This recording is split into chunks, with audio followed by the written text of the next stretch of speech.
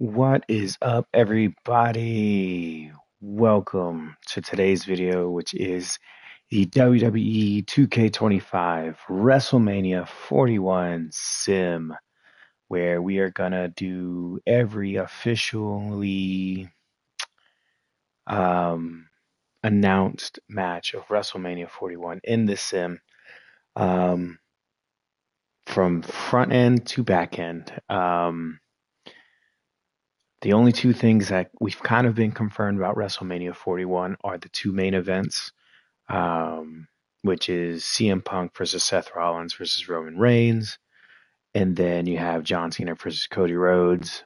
But other than that, there's been rumors, there's been speculation on the order of the matches and what will happen in night one and night two of WrestleMania. So during the sim, it's going to be kind of my guess of one, how the cards are going to be structured in the sense of like what is going to be night one and what's going to be night two. Um, Going based off a little bit of how I would book it, but also what would make sense and also kind of what the rumors have been. Um, and then second, I will also be putting my own guess into who I think is going to win these official matchups. But at the end of the day, we're just going to see who 2K guesses is going to win these matchups. Um, we have a full plate of matches, 13 as of right now that were confirmed. Um, this is I'm doing this the Thursday before WrestleMania. WrestleMania starts on Saturday, and then it's a two-night event, so Saturday and Sunday. So unless there is a match that is confirmed or announced on Friday Night SmackDown, that will not be featured on this video.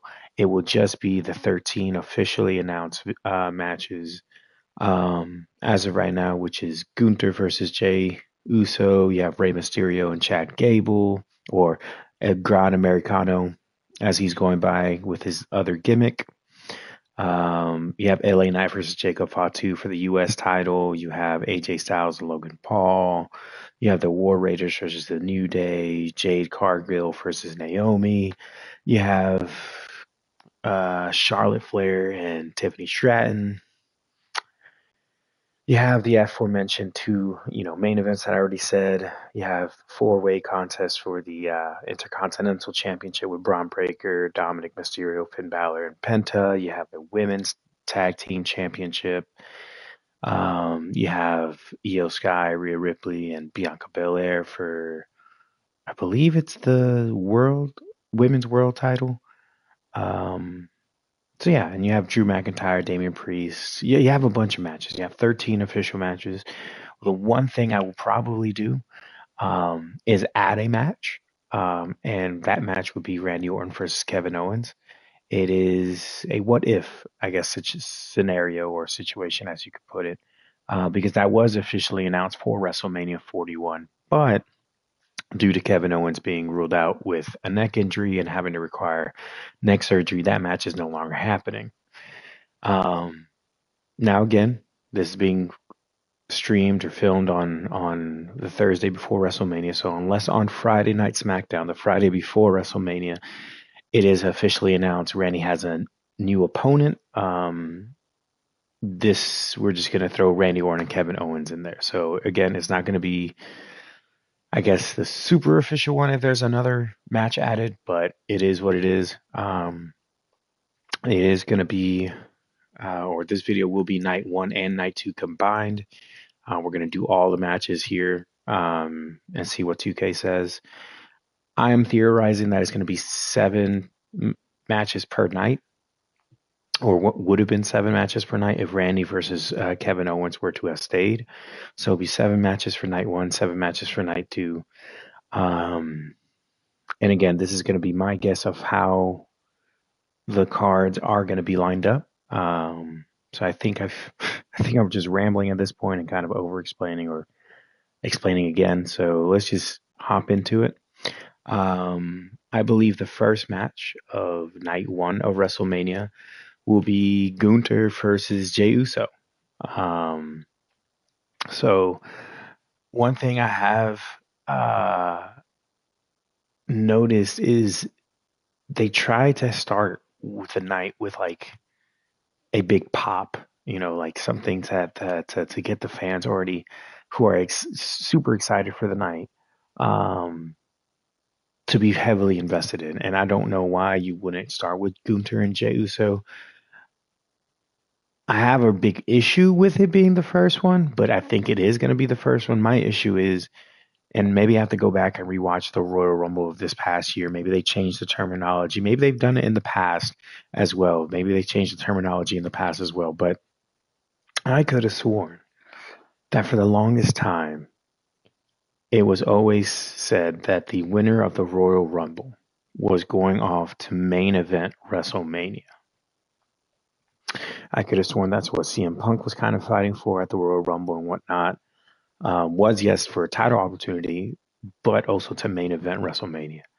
And now in this WrestleMania, from what we're being told, is that neither one of the two main events will be a Royal Rumble winner.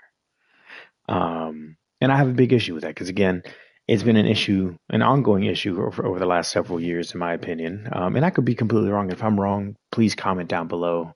Um, if I am wrong, I'm not a huge WWE historian, so I could be completely wrong with what I'm saying. So if I'm butchering it, by all means, correct me. But, like, we haven't had in a while, again, I could be wrong, in a while that both Royal Rumble winners are the headlining main events of each night. You have a men's Royal Rumble winner and a women's Royal Rumble winner. Why isn't the women's Royal Rumble winner main eventing night one and the men's main eventing night two, or vice versa? It doesn't necessarily matter. It could be the men's night one and the women's night two. Granted, I get the billing of them may not be huge. Like you may not have a I don't know. You may not have a Becky Lynch versus Charlotte Flair type of scenario, which that obviously can main event something. I think you would rather have that main event a night one or a night two over WrestleMania more than uh, a Bailey versus Lyra Valkyria type of thing. That wouldn't be main eventing night one, or it shouldn't. But if the criteria is the Royal Rumble winner is to main event WrestleMania, and now that the WrestleMania is a 2 night event, and you do have, for some time now, 2 Royal Rumbles in the sense for women and men, it should just be that easy. But again, this year it doesn't look like it's going to happen. I'm theorizing night two's main event is John Cena versus Cody Rhodes. And then you have night one where it's CM Punk versus Seth Rollins versus Roman Reigns for the triple threat. And again, I'm only theorizing that just because the paperwork on Friday Night SmackDown, or was it Monday Night Raw? I don't remember which one it was, but the big hoopla that Paul Heyman was selling CM Punk like, hey, you are main eventing WrestleMania. So basing it off of that, I'm going to assume that that's going to be night one. So I do have an issue with Jey Uso not main eventing, and I think it was Charlotte Flair who won the women's one. Her not main eventing um, WrestleMania, but at the same time, we could get there when we get there with the Charlotte Flair matchup. But Charlotte has had way too many title opportunities, in my opinion. But regardless, we already know with Jey Uso's like entrance alone, that hypes up the crowd. So if it's going to be the very first match of the night, let's hype up the crowd for what is supposed to be an exciting night. Um, so yeah, I'm going to turn off the entrances as I set up each and every one of these matches, just because copyright issues. You're not going to hear the music, and it's just going to be awkward watching these people walk down the ramp to a cool. I mean, other than the commentary and the crowd, just silence. So we're just not going to see entrances. We're just going to see the matches and whatnot. And yeah, I'm gonna just put the. I'm not going to play as either one of the characters. I'm just going to plug and play and see who 2K says it's going to win. Um, I'm going to say Jey Uso is going to come out first, just because why not? Get the hype go, get the crowd going and whatnot. Um, so I Gunther. I genuinely think, or in my opinion, I think Gunther should.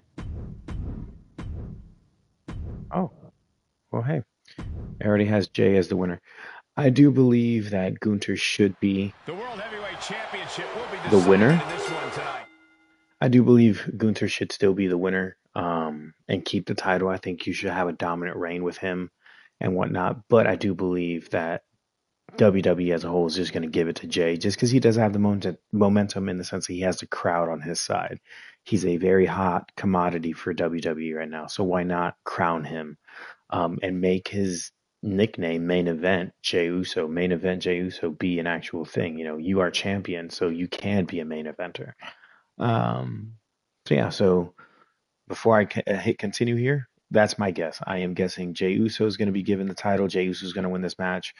I wish it was Gunther that still stayed as champion. I think he should have a long, successful reign, just like he did with the Intercontinental Championship. Maybe not as long as that reign. I'm not saying, hey, have a full year with the world title like Cody Rhodes has had since from one WrestleMania to the other. But, I mean, Gunther won the title in SummerSlam. Granted, it's been, I mean, what, 6 months-ish? Maybe a little bit longer since then. But still, maybe give him a year-long reign as well.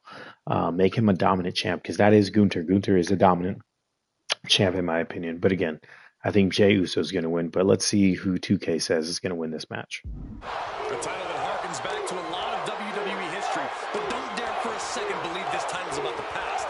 This is a prize, especially for the future. And Corey, you got to think the future is looking bright for one of these men.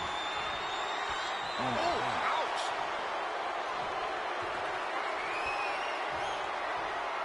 Turning the tables, chinlock applied.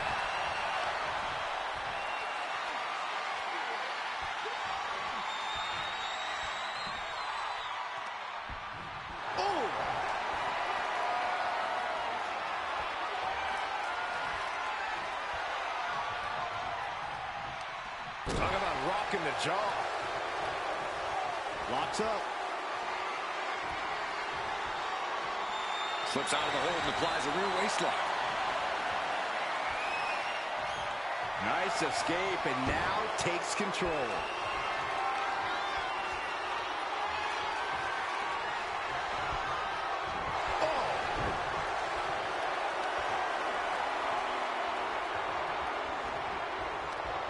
Converts it into a headlock.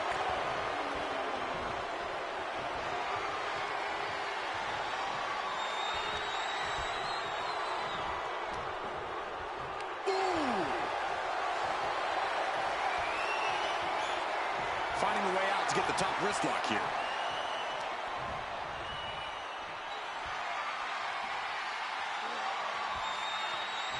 Oh.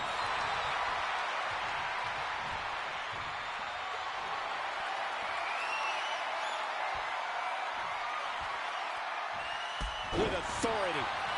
We got to cover, guys, for the championship. And there's a kick out at one. Very soon to be going for a pinfall. The champion into the pin. Ref caught the feet on the ropes. Ah, big right hand.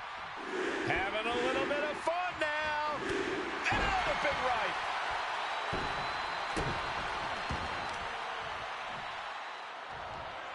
Hip drop. I've been waiting to see that. Stumbling to his feet. He might just be rising to meet his end here. A cross body from the middle rope. Gunther's out of it. Completely in peril. Gunther cuts him. Beautiful power roll for the victory. Think it's over. A kick out before the referee can get to one. He's not even close to being done yet. Dropping the knee. Taking a moment to get pumped off of this crowd's incredible energy. Gunther has him lined up. The ring general showing off his power. With unbelievable power. The challenger comes up big. Kick out. The champion stays alive. That was a matter of a fraction of a second. And Gunther definitely thought that would put him down. I can't imagine he's going to take it easy on him after such a defiant kick out. swinging the elbow to halt the offense. Looking for a belly-to-back suplex. Back suplex into the neck breaker. Wasting no time. Into the cover. No, he gets the shoulder up. What do you have to do to put this guy away? Look at Jey Uso going top rope. Up high. Crash landing.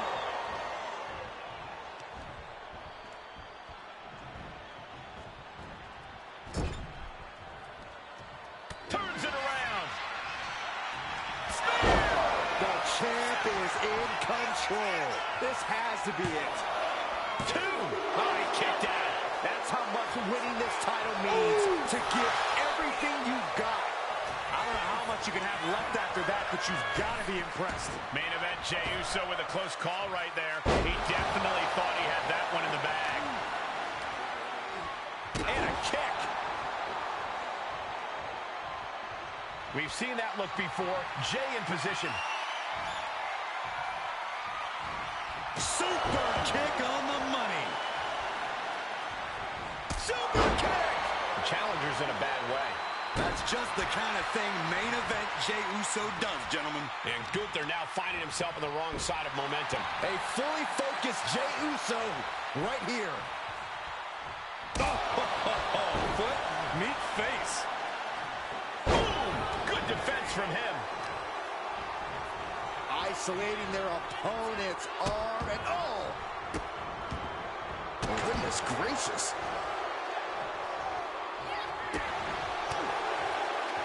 Hooked up.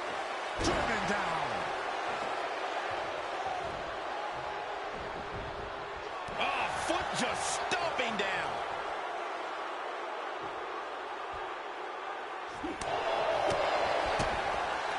Boom! What an uppercut. Jarring. Drops the knee.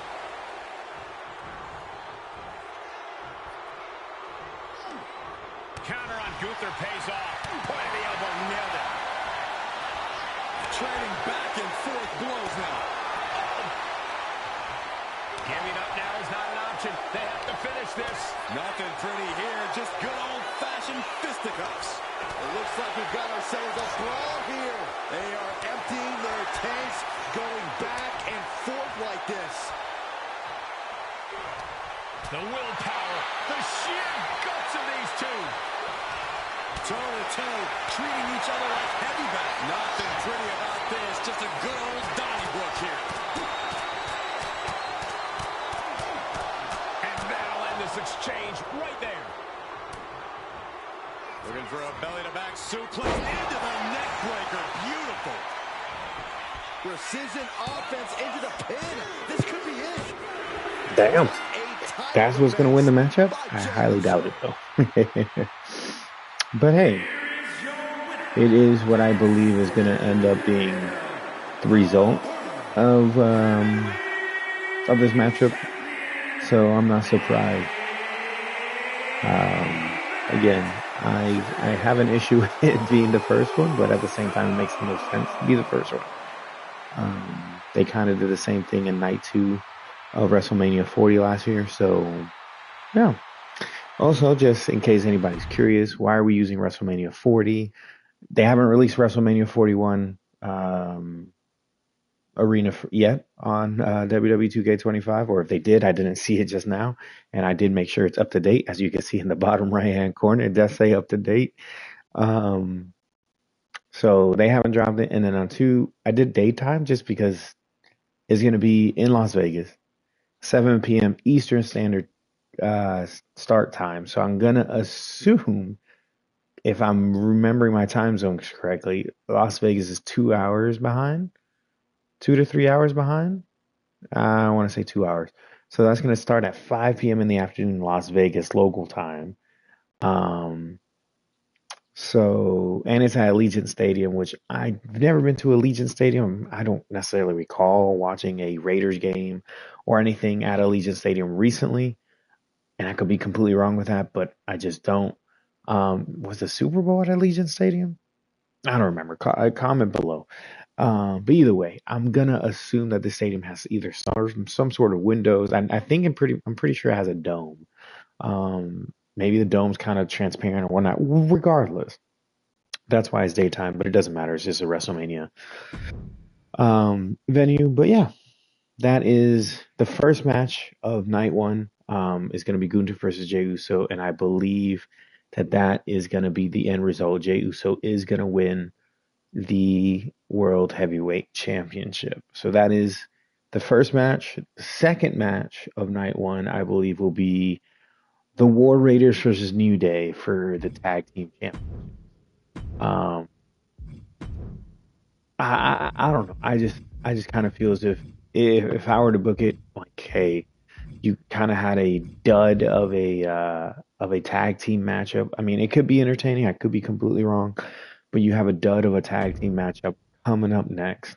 Let's use let's use the momentum from the first match, the hype from the first match, the hype of Jey Uso to hype up the second match. Um, so, whether because just in case it is a disappointment, you know what I mean? So keep using that momentum. So have the War Raiders versus the New Day as a second match. I do believe that the New Day is probably going to win this one, or at least that's how I would book it.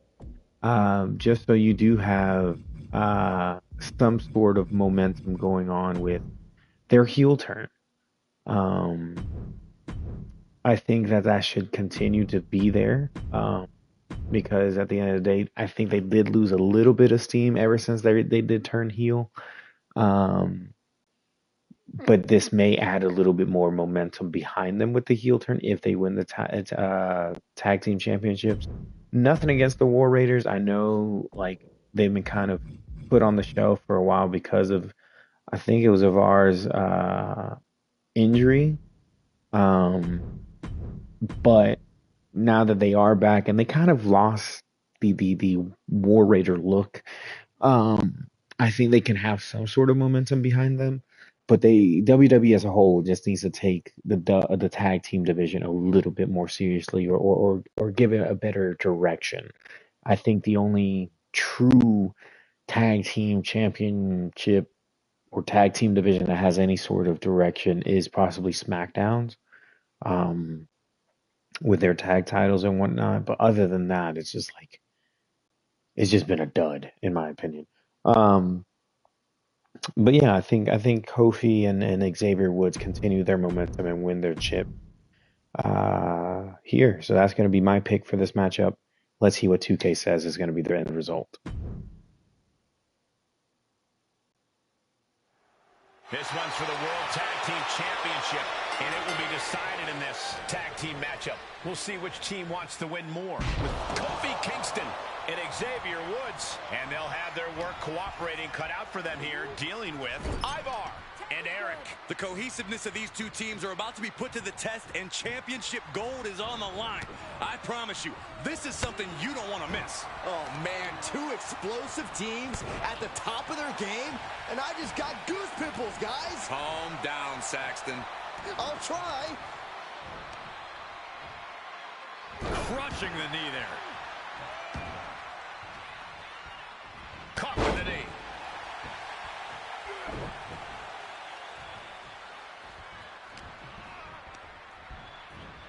Punch connects. Incredible. Roll through. Into the bridge. Going for the win. And he kicks out quick. He wasn't even close on that pin attempt. Carrying the opposition. What's the thought here? Using all their body weight. Taking out the arm. Great strategy. And there's the tag.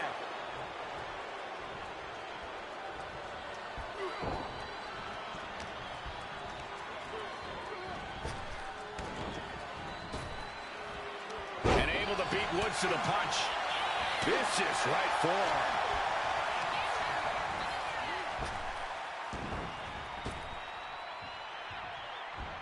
A sound suplex.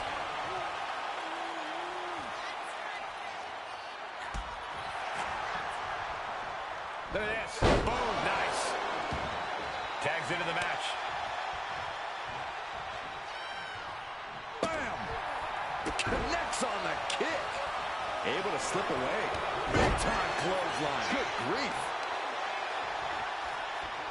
Pull the hair. Into a mat slam.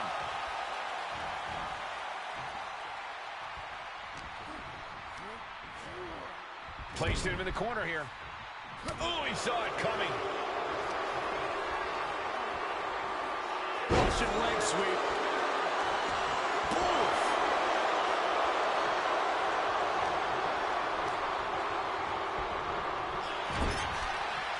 Ooh, what an elbow. A barrage of elbows. Opponent in the corner. Look at this. Unrelenting with the elbows. Just punishing their opponent. Big splash. That was one big behemoth flying down with authority and force.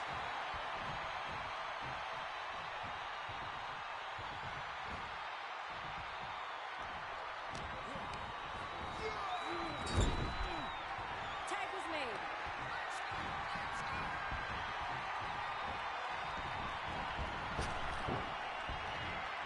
Pop-up power slam. What power from this team. There's two. New champ now. Able to squeeze that shoulder out. So close. Lands the knee. Positioning the arm. Oh, man. Leg drop arm breaker. Goes into the corner. That's the tag.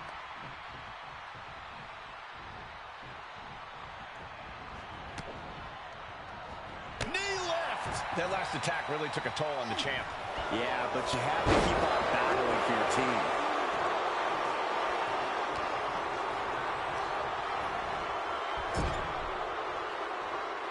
Tag was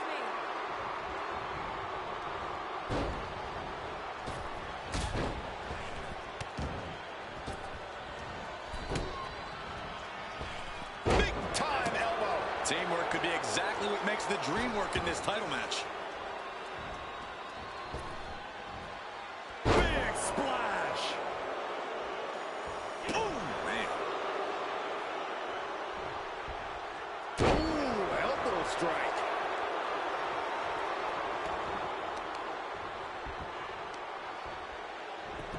Look at this heel hook. This is how you punish your opponent, and he's enjoying every minute of it. What a counter. Attack to the midsection. These attacks of the champ are adding up. Yeah, Eric with a very efficient form of offense.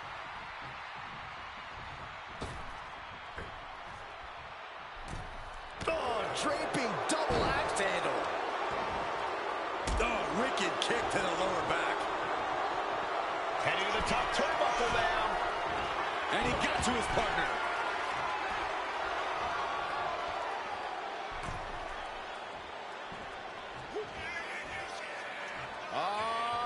Loving it. Snap reverse pile driver. Shoulders down. Championship on the line. He comes to the rescue for his team. Oh, leg lariat. Ivar with a spin kick of doom. Caught with a punch.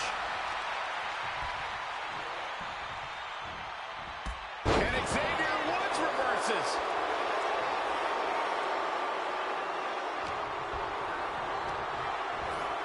Getting him right into the corner. Tag made. Oh, right to the gut. Man, oh man. Caught with that sharp elbow. Crossbody.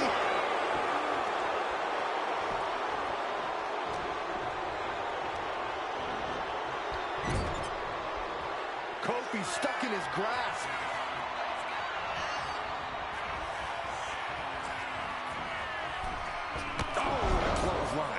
Can the champ recover from that? Makes the cover. Oh, breaking up the pin. And he saw that coming from Eric.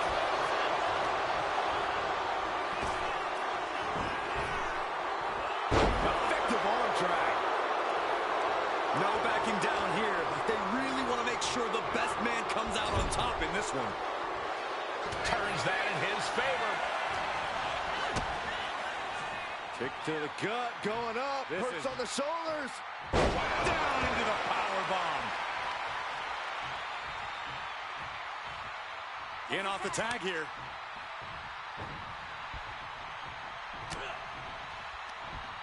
What a way to get out of that one. Sent into the corner. We're locked in reversals here. Neither competitor intimidated. Screw neck breaker. Oh, the elbow connects.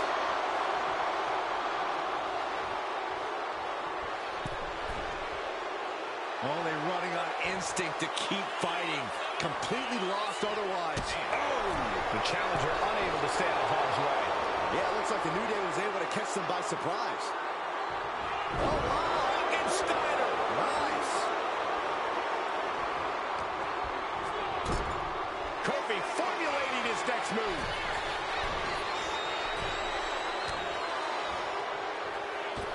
Vicious double foot stomp. That is how a true champion defends their title. Makes the save, and they continue this match. Brutal stomp to the body. And oh, in the chest as well. Oh, what a right! Man, that's some attitude behind it. Kofi Kingston is tagged in.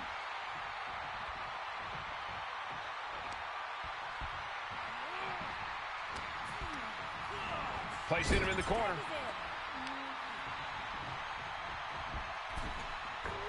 Punishing double axe handle.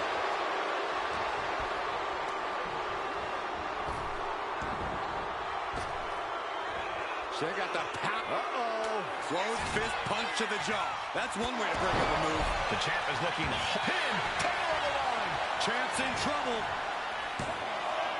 Shoulder up, shoulder up. This is what champions are made of.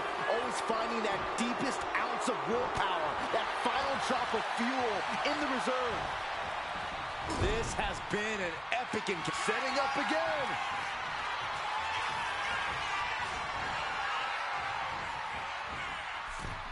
Oh, what a clothesline. Forcefully delivered. The challenger clearing a path to the title.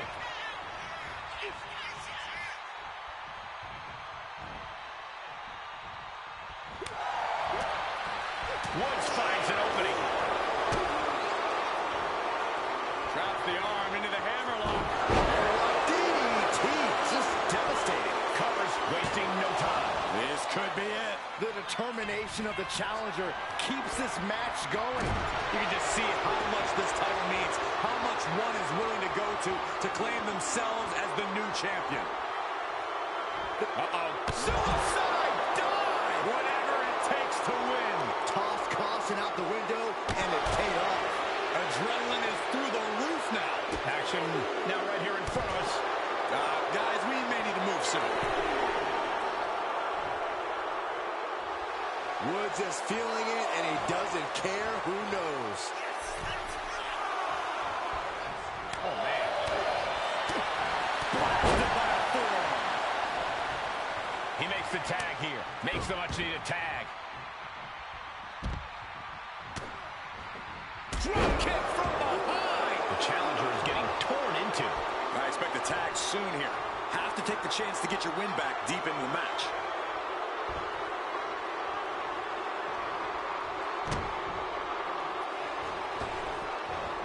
Get ready for it! What reflexes to stop Kofi?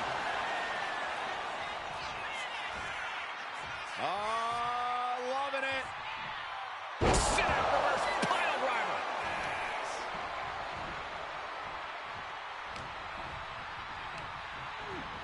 Sent right into the corner. Measuring it up one more time.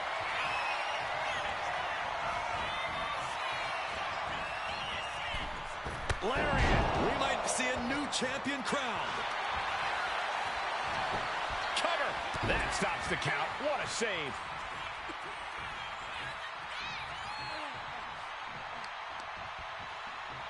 Look at this. He just tossed the leg. This place is going insane. The ground beneath my feet is shaking. Uh-oh.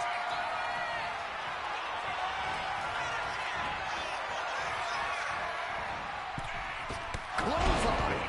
Are we headed towards a title change? And into the cover. Got it. And the tag titles change hands here tonight. Damn, I did not expect the War Raiders to win, but hey, that is who 2K believes is going to win it. And I don't believe it will be a 5-star match. I don't think it will last that long, but I could be completely wrong. But that is dope. That is dope that they would win their WrestleMania match. I think, again, even though I chose the New Day as my pick, as my guess as to who's going to win that bout, it wouldn't be a bad decision to have the War Raiders win. You know, the New Day have been around for a while. If you want to boost more tag teams, that would be a way to do it. Have the War Raiders win. Have them be champions at the end of their matchup. Let them walk away with the chips. Maybe that could help build some momentum into the tag team division, and help with solidifying, like, hey, this is what this division could be, but this is also what this team could be. Because at the end of the day, the New Day have a record of being a great tag team, being long-term tag team champions, and then also holding multiple reigns. So at the end of the day, it could be a little knock on the New Day for the New Raiders to be able to beat them. I don't think that would be a bad idea. But that's the second match of night one, or what I believe would be the second match of night one. The next matchup will be Rey Mysterio versus Chad Gable, or at least that's what I theorize would be the next matchup. Obviously, it's the El Gran Americano right now for Chad Gable's little gimmick. But I do believe that would be the next matchup. I am going to choose Rey Mysterio. I mean, it's Rey. Why would I ever choose anybody against Rey? Is a legend. But once again, I will admit, hey, Rey Mysterio's on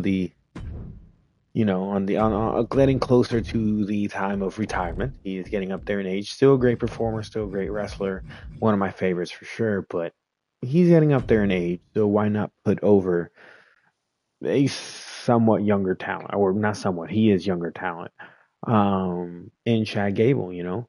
I would hope that he drops the El Gran Americano shtick after this matchup. Like, I don't think that needs to continue. But hey, give Chad Gable a WrestleMania moment. Give him a dub. At the same time, it's Rey Mysterio. He's a legend. Why not, have the crowd be happy for Rey as well? So, so my choice will be Rey.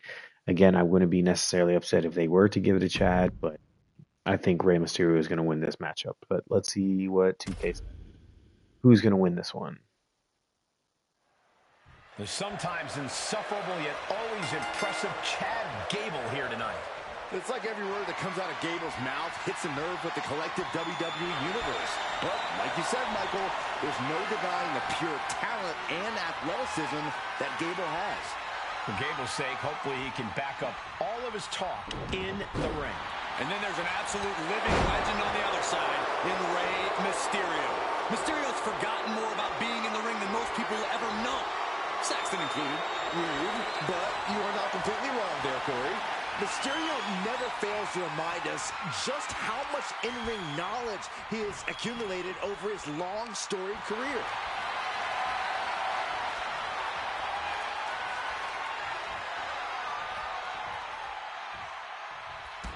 Drop toe hold, fundamental offense there. He's doing everything he can to fight out of this tough spot. Looking for the power bomb here. Oh, wait a second. Hurricane Rana into the pin.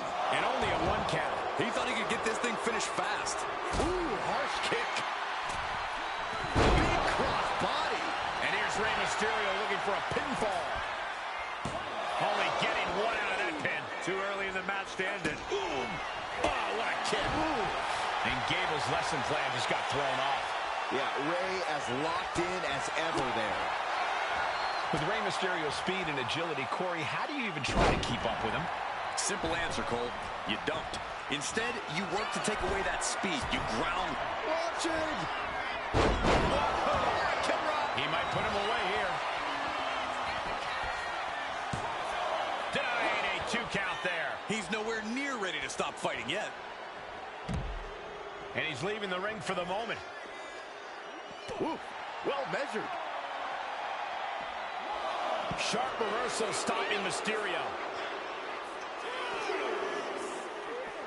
Oof, whipped right into the post.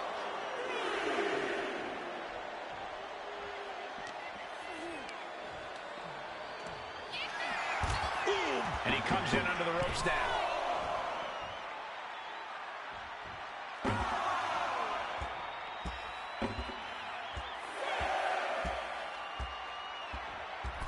Time for him to get back in the ring.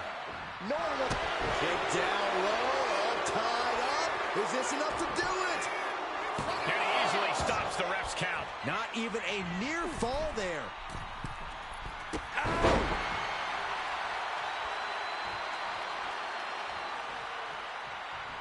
Return fire from Gable.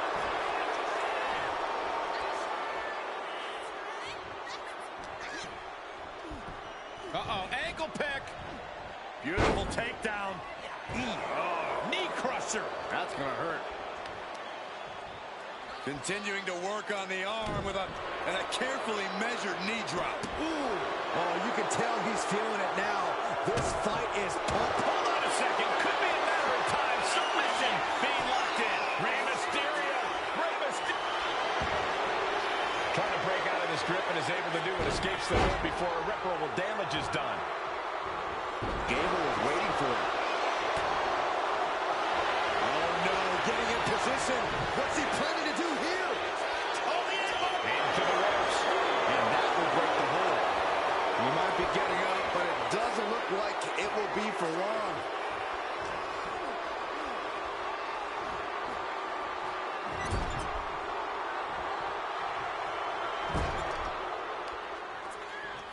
Uh-oh. So hard into the ring post. Now a series of vicious sounds in the turnbuckle. Stunts. Goes for the pin. The end could be near. Breaks the close count.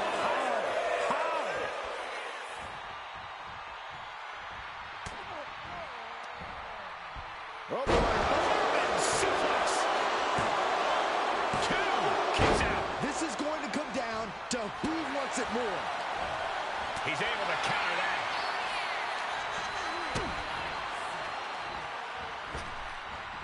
Neckbreaker. Wear and tear of this match is clearly starting to get to him. Yeah, as Rey is starting to dig deep into that ultimate underdog playbook now.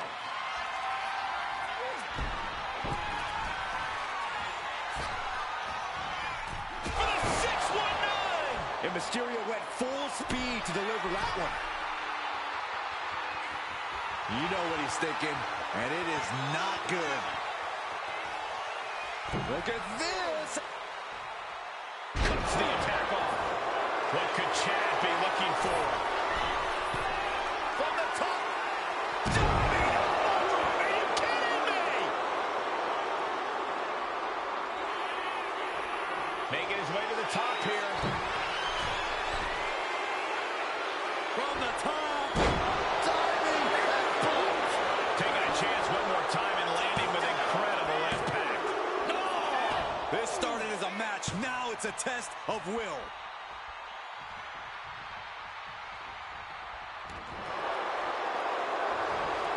That puts a stop to Gable.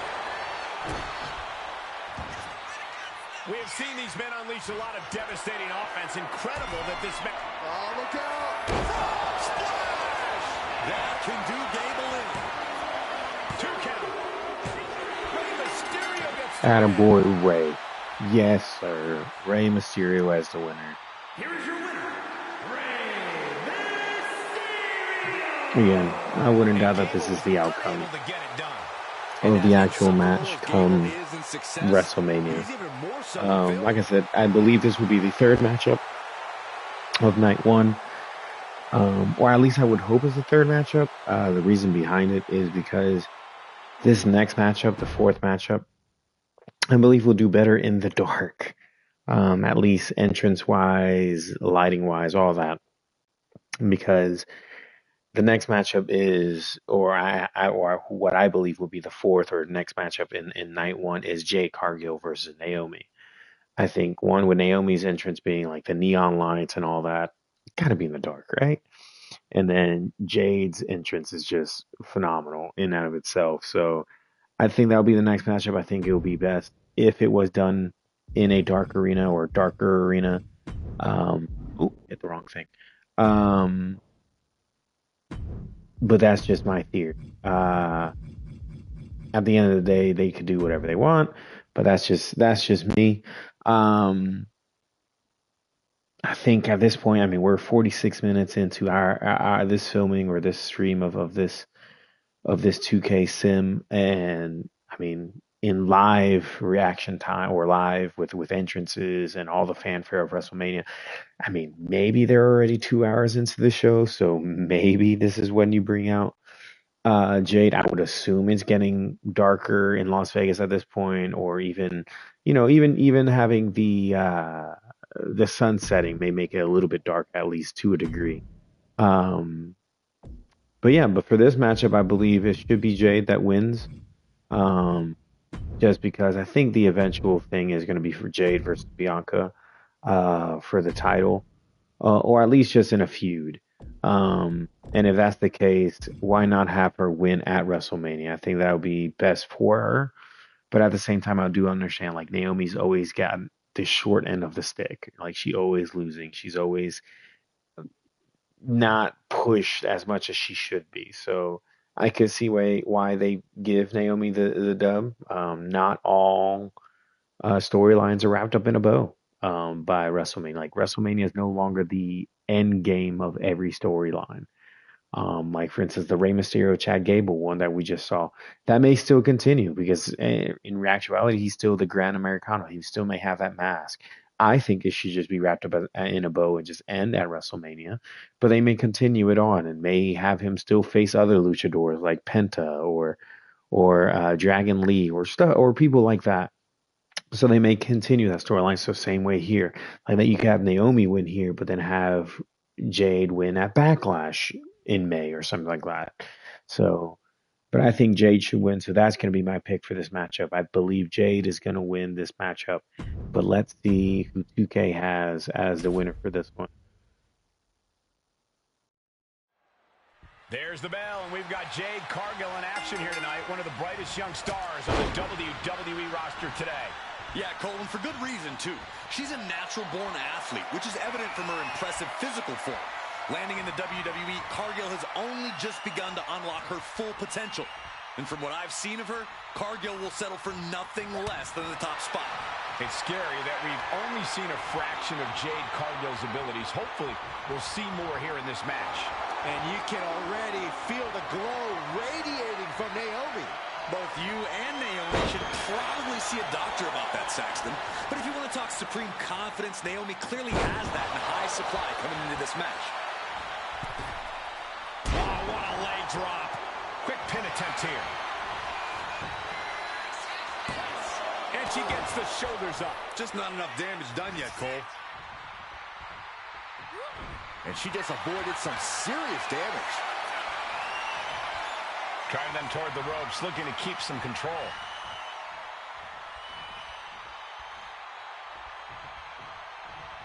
Oh, that'll rock you.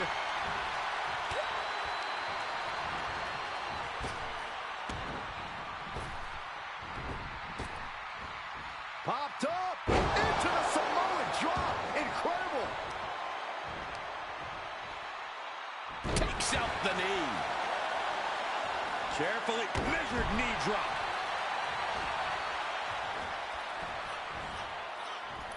Oh, what a launch. I'm surprised the rope didn't collapse. And Corey, what's the play here? How do you contend with a powerhouse like Jade Cargill? Well, obviously, Cole, I wouldn't suggest getting into a test of strength against Jade, but it's possible to outpace her in the ring.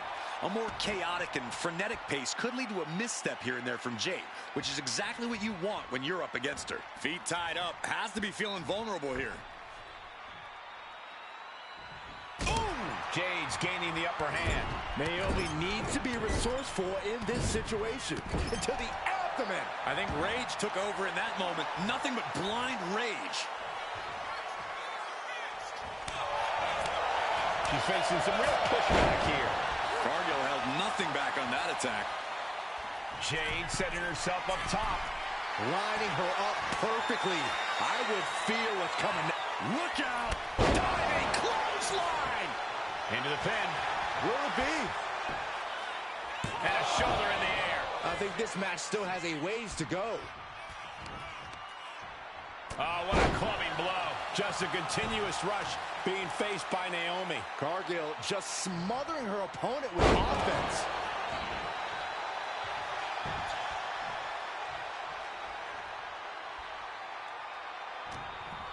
Cargill's crafting something here.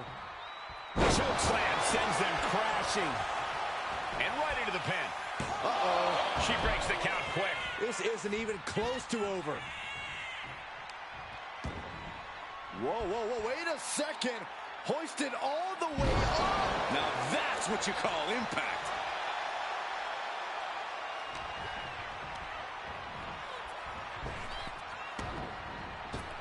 Oh, man, a little extra luster behind that kick. Shoulder down. Could this be it? Barely kicks out. Getting that shoulder up now is huge.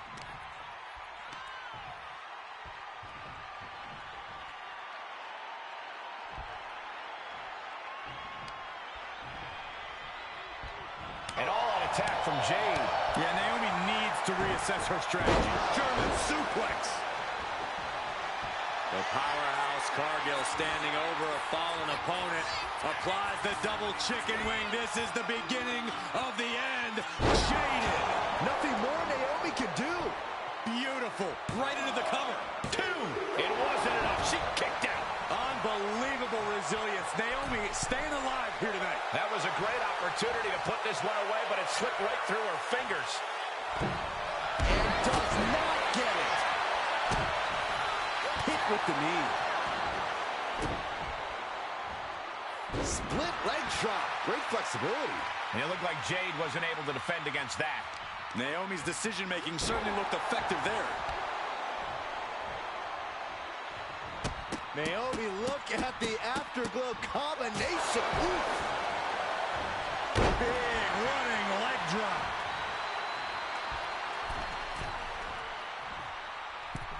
Oh, my God, what a crossbody. Momentum is running away from Cargill. And Jade's clearly struggling to keep up with the pace here. It might be too frenetic for her. Whoa, leaping through the air. Looking to capitalize on that move. I'm happy she did. I don't want this match to end. Naomi is ready. She knows exactly what's next. Sunset flip applied. Not done there. There it is, cinched in. Complete control here. Let's go. She just released the hold. Maybe she has something better in mind. She's struggling and looking like an easy target.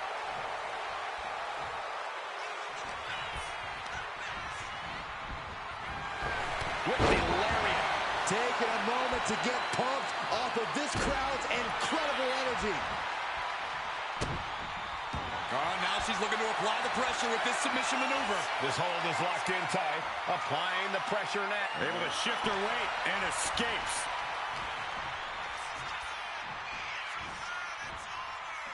Oh, quick way to respond with the reversal. Oh, nasty tackle. This has been a colossal battle to this point. No superstar is showing signs of backing down. We are seeing all their best on display, but it might just come down to who can Take off. Might have her shoulders down. No, she kicks out. She just will not go away.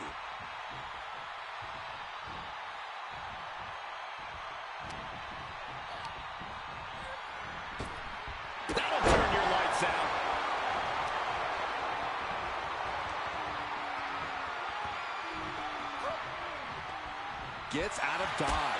Big flying forearm. The WWE Universe is on its feet. And deservedly so. These superstars are holding nothing back.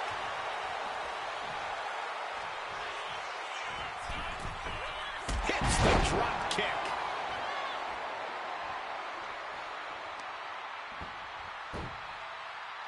Got the head scissors on. Sharp elbow. Great athleticism.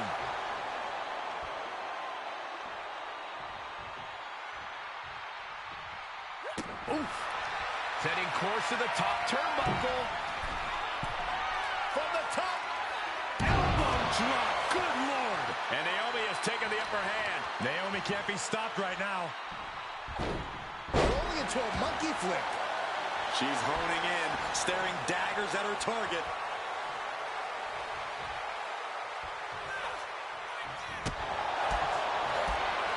Oh, what a kick. Right to the gut. Full Nelson cinched in into a sit-out slam. Exclamation delivered by Naomi. Taking advantage of the opportunity. 2. And Naomi is your winner. Naomi wins this one. That's crazy. Here is your winner, Naomi. Big time victory tonight for Naomi.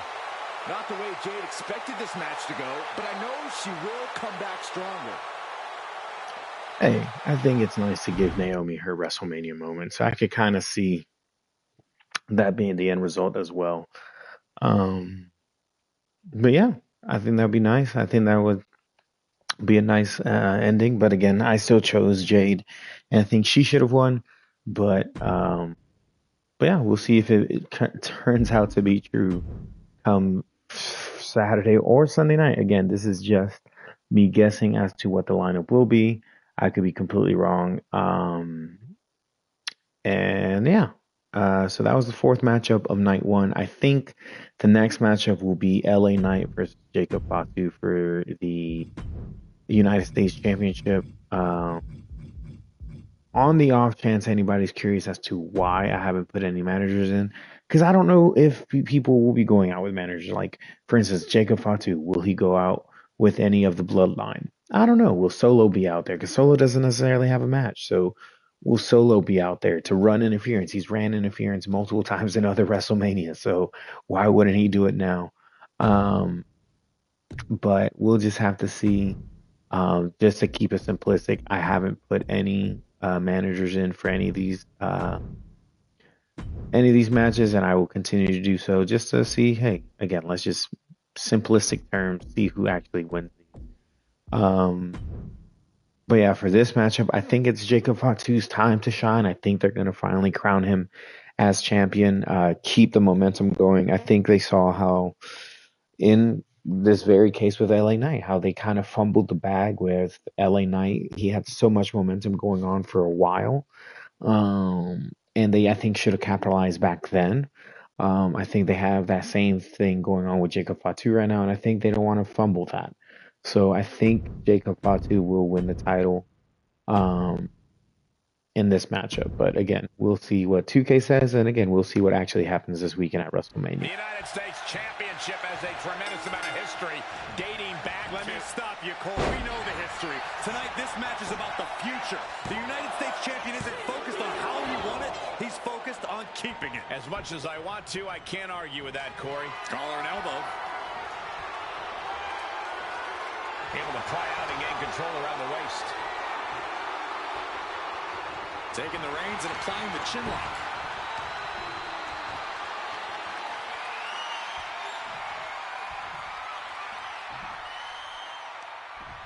Ooh.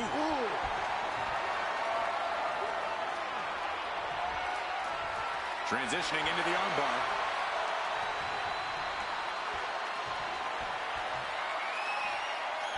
Swift transition into the hammerlock.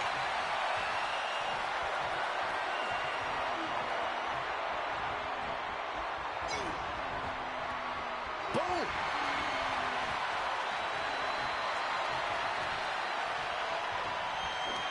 Sweeps the leg. Locking up with one another. Showcasing strength in this situation, pushing the opposition to the ropes.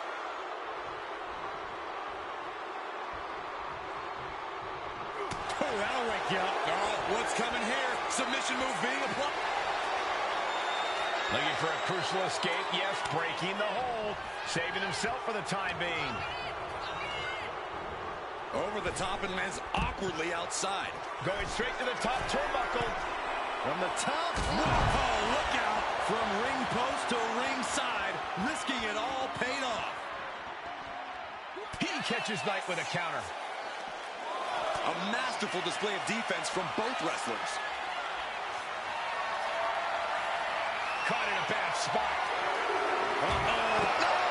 Knight has become relentless. Knight has his opponent figured out. LA Knight has fought hard to get to where he is in WWE, and you know he's not going to take his foot off the gas in this one. Yeah, Cole, but that sort of approach in the ring is hard to maintain. Knight goes in thinking he's already won, and if you can disrupt his plans, he'll lose his cool. Then it's time to cash in. And you have to think moves like that are why LA Knight is so confident. Just one of many reasons Knight is the real deal in every sense of the word. And he tosses him back in now. A calculating look has come across Knight's face. Nice spins around. Here's the pole. BFT. The champ taking care of business here. 2 count. And they're still in this. Just barely able to kick out. I thought the champ had it in the bag. This is how much the championship needs. You can see the sweat drip out of the challengers every pore. I can't tell if it's anger in the eyes of the fact that he hasn't finished this, or if it's disbelief that his opponent is still in this. Middle rope, a missile drop kick from the middle rope. A consistent attack being mounted on Jacob Fatu. Jacob's having trouble assessing the situation.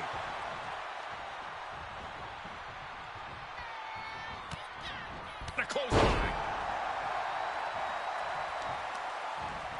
Going to be agonizing for the arm. Ooh, treading all over their opponent. And the challenger's really not looking so hot now. Yeah, he could really use a miracle right about now. He is trying to get up, but it is not going well. From the top. Big double axe handle. Jacob Fatu in a compromised position. Nice spins around. Here's the opponent. There it is. BFT. Will the champ make that pay off? And staying with it into the cover. And the champ Damn. retains. I don't think LA Knight's going to dominate like he just did this match. I think Jacob Fatu should look like a monster, but I also don't believe LA Knight should look weak.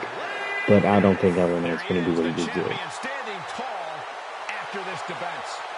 He came out here and defended what was his. Again, I don't think this is the right call. I don't agree with 2K in this particular match. Again, I think Jacob should win, but hey, this is who 2K says is going to win, so we'll see if that is true. Up next is what I believe will be the co-main event of night one. I think we're going to have Tiffany Stratton versus Charlotte Flair for the title, for the WWE Women's title. I genuinely just hope Tiffany wins. I may be a hater here, but I am just tired, absolutely tired of Charlotte Flair always winning titles after title after title. Just stop. Like, it feels as if there's nothing else for her except to be in the title picture, and that's why I do not like. Like, if you can't be anywhere other than the title picture, just don't be in it at all, in my opinion. Again, I could be wrong. I could be alone in that mindset. I don't think she needs to be in, once again, another title picture, coming back after what, a year or so being on the shelf because of injury. So, but that's just me. At the end of the day, I feel as if Tiffany's just a younger version of her to a degree. I mean, they're both blondes. They're both very athletic and whatnot, but I think Tiffany should just win, and I think it will just give a fresh take to the women's division instead of reverting back to Charlotte. So let's see what 2K says, but again, I think Tiffany should stay as champ and not give it to Charlotte. WWE Women's Championship on the line here in this one. A lot of history with this title, and tonight, no doubt, these superstars hope to make history all over again. Who will stake claim to the top of the division? Who will walk away with the gold around their waist?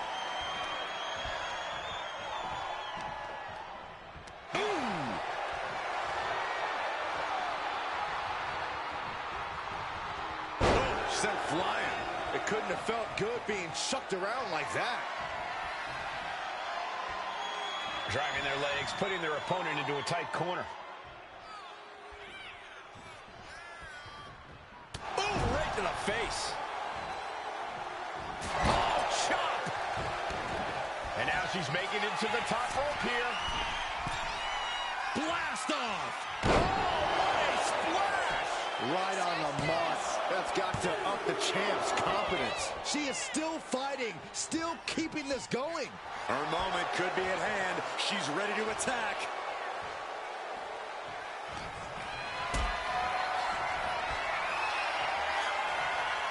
Calculating the next move here.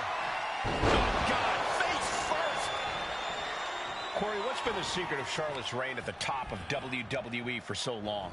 I don't know if it's a total secret, Cole, but she has an impeccable mind for the mat. I think that's what's made her such a threat over the years. She's almost always 2 steps ahead of her opponent in the ring. Lands an elbow. A ferocious attack against Tiffany here. This is what I was talking about. You can clearly see Charlotte is already 2 steps ahead in this one. Sharp elbow.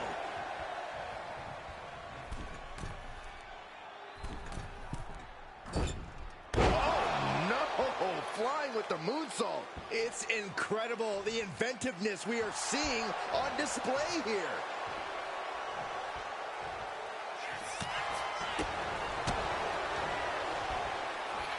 Has control of their opponent, delivers the fall-away slam. Hey, nice athleticism.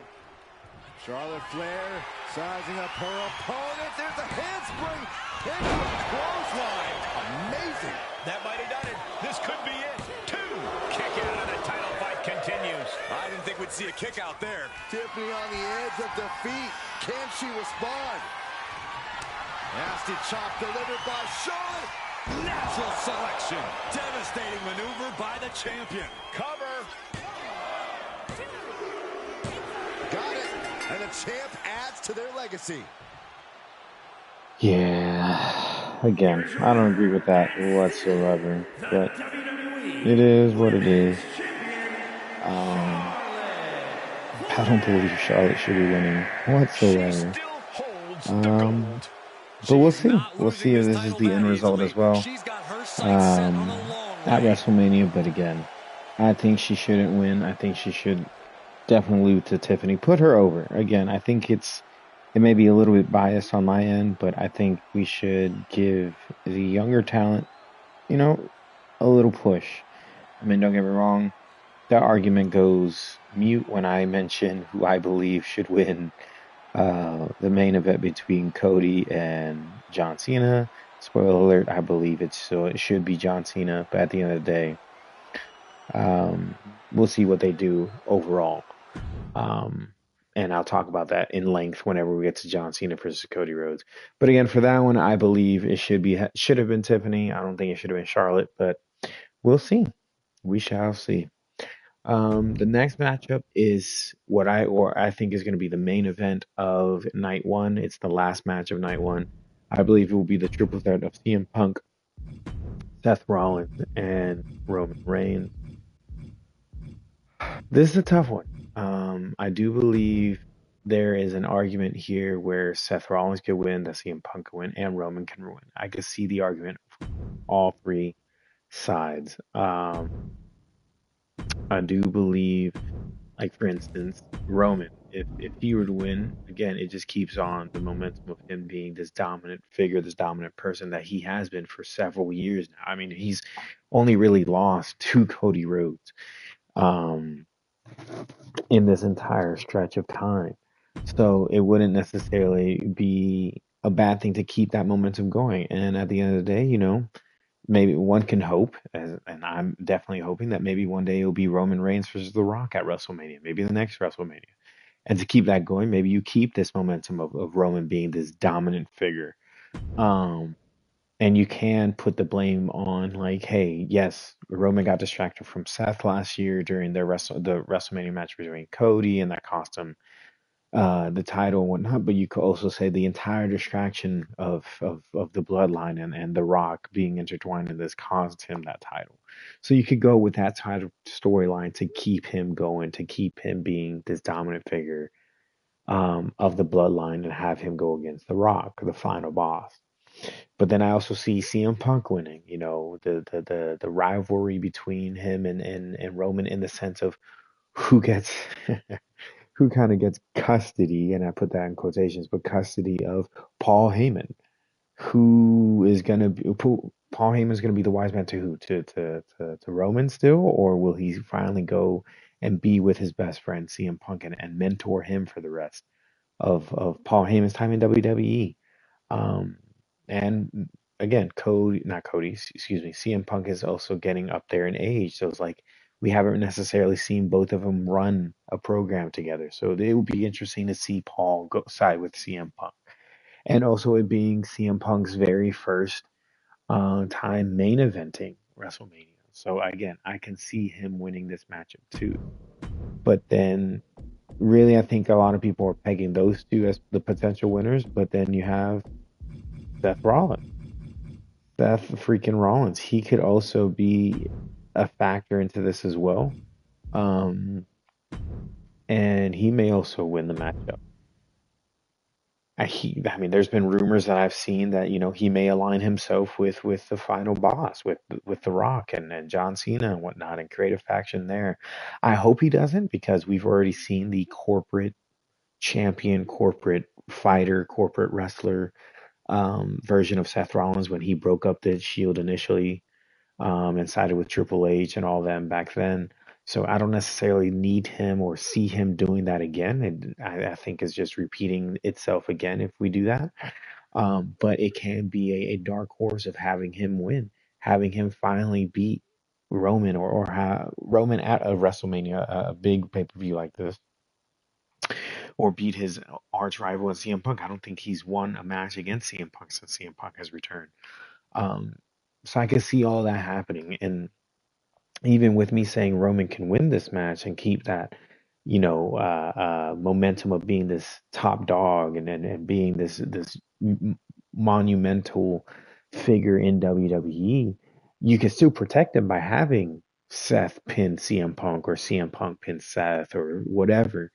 But I do believe this is the matchup that is going to be the most unpredictable on the card, as to who's going to win. I do appreciate that in regards to this matchup, the unpredictability. It kind of felt like last year. Like last year, the night one main event of The Rock and Roman versus Seth and Cody, you kind of had that unpredictability of who would win. I mean, don't get me wrong, in hindsight, yeah, it made sense for The Rock and Roman to win that one, so Roman could lose in night two, but it just had unpredictability behind it. And that's what you should have in some of these matches, especially for WrestleMania. It's like, oh, there's no clear cut, like, all right, this is the person that's going to win. But my final guess for this matchup is that CM Punk will win the matchup. But let's see what 2K says will be the end result for night one's main event. In-ring IQ will be tested in this triple threat match. In tonight's bout, we begin with Roman Reigns, CM Punk, and Seth Rollins. No countouts, no disqualifications, no allegiances. If there is an alliance formed during this match, at some point, it becomes every superstar for themselves. Only one of the three will end up with their arm raised in a victory here tonight. And you don't just do something like that to win a match. You do that to inflict punishment. Uh-oh. And here he is, heading back into the ring. Good defense there. Oh, God. Headbutt to the back of the neck. Oh, my gosh. Counters to gain the advantage. Looks like he's got something in mind for ringside here. No Two opponents and one huge target on your back in a triple threat match. Yeah, Cole, in a situation like this, you really have to be on your toes. You don't want to waste any time here. Your opponents certainly aren't going to. Oh, no, he could be caught here. Bad spot for him. Impressive display of power. Nice escape. Rolling elbow finds its mark. Ouch. Up and down. What a slam. Oh, right to the spine with the knee. That was vicious. Caught him right in the jaw. Ugh, what a shot. Oh, that hurt right to the kidney. Golly. Set him up. Rollins might need to adapt a little better after that. And that's the kind of offense that's going to earn Reigns a spot in the Hall of Fame. Ooh, the legs are a base that you do not want to lose. Chopping down the tree at the base here. Russian leg sweep. Vicious right forearm. Ah, that gets reversed on CM Punk.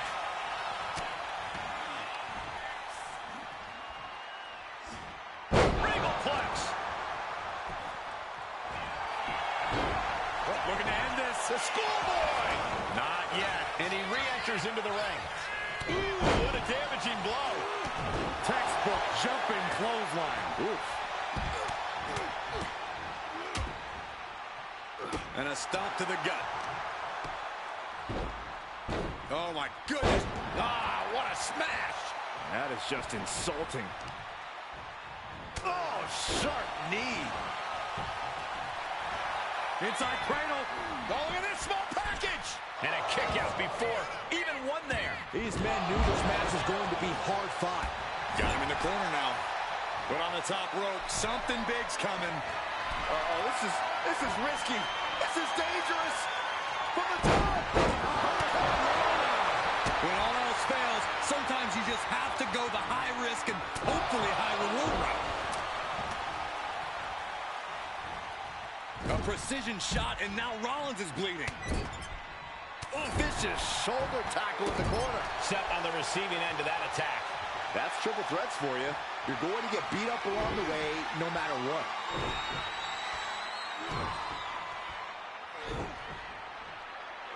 Rollins got O'Connor. This could be it. Beautiful. Might sneak one. Stop the pin, preventing this match from ending. DDT. Oh, my God, to the spine. That'll make your legs go numb. Oh, wow. Lights out. Put in the corner now. Roman Reigns, look at this. Just clothesline after clothesline, destroying his opponent. Will this be enough? Gets his shoulder up before the 2 count. Starting to see the tolls of this match add up. Oh, man. Oh, caught him. Uh-oh. Uh-oh. No way. Hoisted up, double underhook. Weaves out. Counter with a vicious clothesline. Devastating kick. Spinning kick to the gut. Uranagi by Punk. He turns it. Wasting no time. Anaconda Vice is cinched in. Seth Rollins. He put an end to that hold. CM Punk looking to turn out the lights. GTS. CM Punk turned his lights off. Oh, kick out. Oh, my God. You gotta be kidding me. What just happened? I don't know, but I think it just blew the roof off this arena. CM Punk thought that was enough. We thought that was enough, but somehow it didn't earn the 3 count. Ah, right to the hamstring. Textbook jumping clothesline. Oof. Manages to reverse it. And he's only got one thing on his mind right about now. Check out the springboard. Whoa! Springboard! Clothesline! Shoulders down. This might do it. And he kicks out of the pin and 1. Surprised to not even get a 2 count at this point. He gets back into the ring. Up and As the arm wringer, well, that changed. Roman Reigns with a schoolboy pinning combination. No! Powerbomb! These competitors have been unloading on each other since the bell. Roman Reigns ready to go. He dodges out of danger.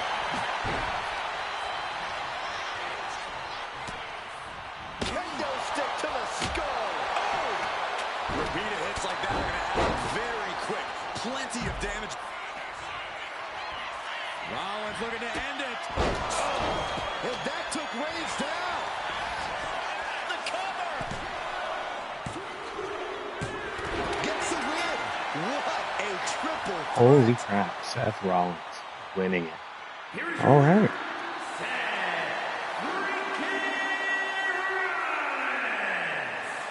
Again, I said CM Punk was going to win this one. This is the kind of action you get when you put three hungry competitors in a match against one another, forcing them to battle for supremacy. I still believe CM Punk will win it, but hey, it's the unpredictability of this matchup that you don't know what the end result will be. So I think that was a fun one. I think, again, it's unpredictable, so I think there is a realm of possibility of CM Punk winning that one. Seth Rollins winning that one, just like 2K said. So I wouldn't be surprised. But we're just gonna have to see. So that's the end of night one. So I have Gunther versus Jey Uso, War Raiders versus New Day, Rey Mysterio versus El Gran Americano / Chad Gable, Jade Cargill versus Naomi, LA Knight versus Jacob Fatu, Tiffany Stratton versus Charlotte Flair, and CM Punk versus Seth Rollins versus Roman Reigns. I have that as night one of WrestleMania 41, where I have that as my guess as being the card for it. With Jey Uso, War Raiders, Rey Mysterio, Naomi, LA Knight, Charlotte Flair, and Seth Rollins being the winners, according to the 2K Sim. Now on to night two. Once again, with the same type of mindset, you're coming into night two. You kind of want the crowd to be, causing a ruckus in a good way, obviously, and having their spirits high and being very hyped up about what's to happen in night two, especially with John Cena versus Cody Rhodes being the end of night two, the end of WrestleMania as a whole for this year. You want to have that momentum right from the get-go going. So with that being said, I do believe that the first matchup will be Damian Priest versus Drew McIntyre. Granted, it is a street fight, but I'm not going to put it in Extreme Rules. I'm just going to say it's a no holds barred, which, I mean, at the end of the day, it's the same thing. So we'll do no holds barred match, even though what they're calling is a Las Vegas street fight. I believe this will be the first match of night two, of WrestleMania. Again, it just keeps the energy high, or gets the energy high really from the get-go. So we'll see who wins this one. I am going to side with Damian Priest, a fellow Puerto Rican. I think he should win, but I think they have a lot to draw on this one. I mean, Damian Priest did pin Drew McIntyre last year for the World Heavyweight title after Drew beat Seth for it. Damian, cashed in because Drew was distracted by CM Punk. There's so much year round they could say about this matchup right here. So I think this is a good WrestleMania matchup. I think it's a good thing that it's a street fight. And I think this should be the first match. I am going to go with Damian Priest as the winner, but at the end of the day, I don't necessarily believe it matters. To a degree, I mean, who would benefit more? I think Damian. I think he's lost a little bit of steam, a little bit of momentum that he had when he was on Raw, and when he moved over to SmackDown. I think he lost that momentum. I do think WWE needs to make the brand split more definitive instead of having cross-promotional stuff happen all this time, because then you get confused as to why does the brands matter. Um, and in a sense, like especially if they do a WWE draft again, like okay, why are we doing a draft if at the end of the day, let's say we'll take the example for right now, Damian Priest is on SmackDown, but he's gonna appear on Raw, like make it make sense. Um, so we'll just have to see. Um, but I think Damian will could use the momentum, because again, I think that rivalry um with Finn Balor and Judgment Day just it lasted way too long, longer than it needed to. And maybe it was poorly planned. Like maybe you could have had that be a WrestleMania match. But yeah, I think Damian does need a little bit of the momentum, so him winning wouldn't be necessarily a bad thing. But also keeping Drew McIntyre as this OP type of person wouldn't necessarily be a bad thing. But we're just gonna have to see how WWE goes with it. But at least for this matchup, my take or my pick will be Damian Priest. Now let's see what WWE 2K says will be the end result. There's been some discussion about what exactly a no-holds-barred match means. Corey, what's your take on it? Just a fancy way of saying you can do whatever the hell you want. And here we go. The Boston Crab. Look at the back. Amazing display of leg strength. Right in the face. My God. Ooh.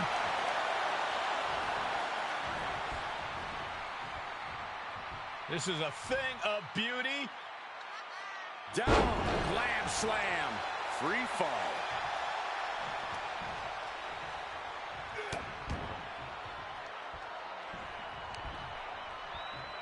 And another. You can see that each strike drained their opponent's energy. Ooh. That hurt. Oh, right in the mat. Face first. That certainly wasn't pretty.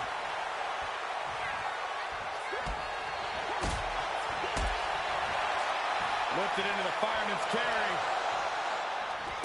Launched into a roundhouse kick. The hit's starting to take their toll on him a little. He knows this is a contact sport. He expected some damage tonight. Uh-oh. Has to find a way out of this. Oh, my gosh, what impact. Grabbing the arms and just rapid stops. To stop in every single part of his body. The proverbial mud hole has been stomped, and now it's time to walk it dry. And he gets set back into the ring.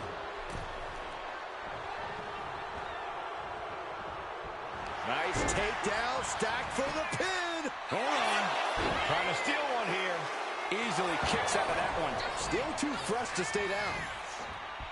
He gets out of the way. Boom, running STO plants him. Nicely done.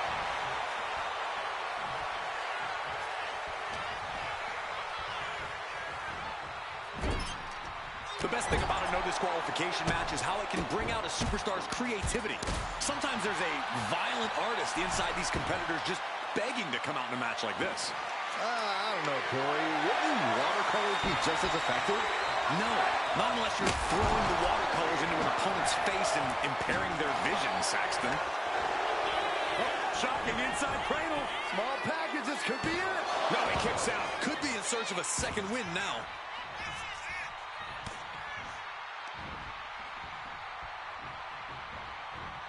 Still fighting back. Look at him go.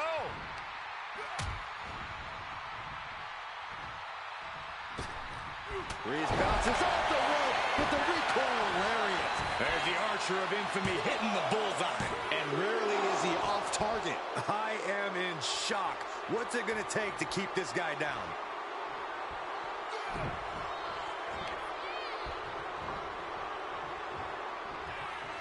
Damian Priest would like to be your guy. South of heaven. Priest was right on target. Cover, cover, cover. There's two. He stays alive. He stays alive. Just trademark determination from the Scotsman. Not many men would kick out in that situation. That was close, but Damian Priest doesn't look like he's letting that distract him from the task at hand. He quickly slides into the ring. Oh! And McIntyre on the receiving end again. Rarely do we see Drew get disassembled like this. Up the rope he goes. From the top. Whoa, what a landing. Putting it all on the line and coming up big with a breathtaking move.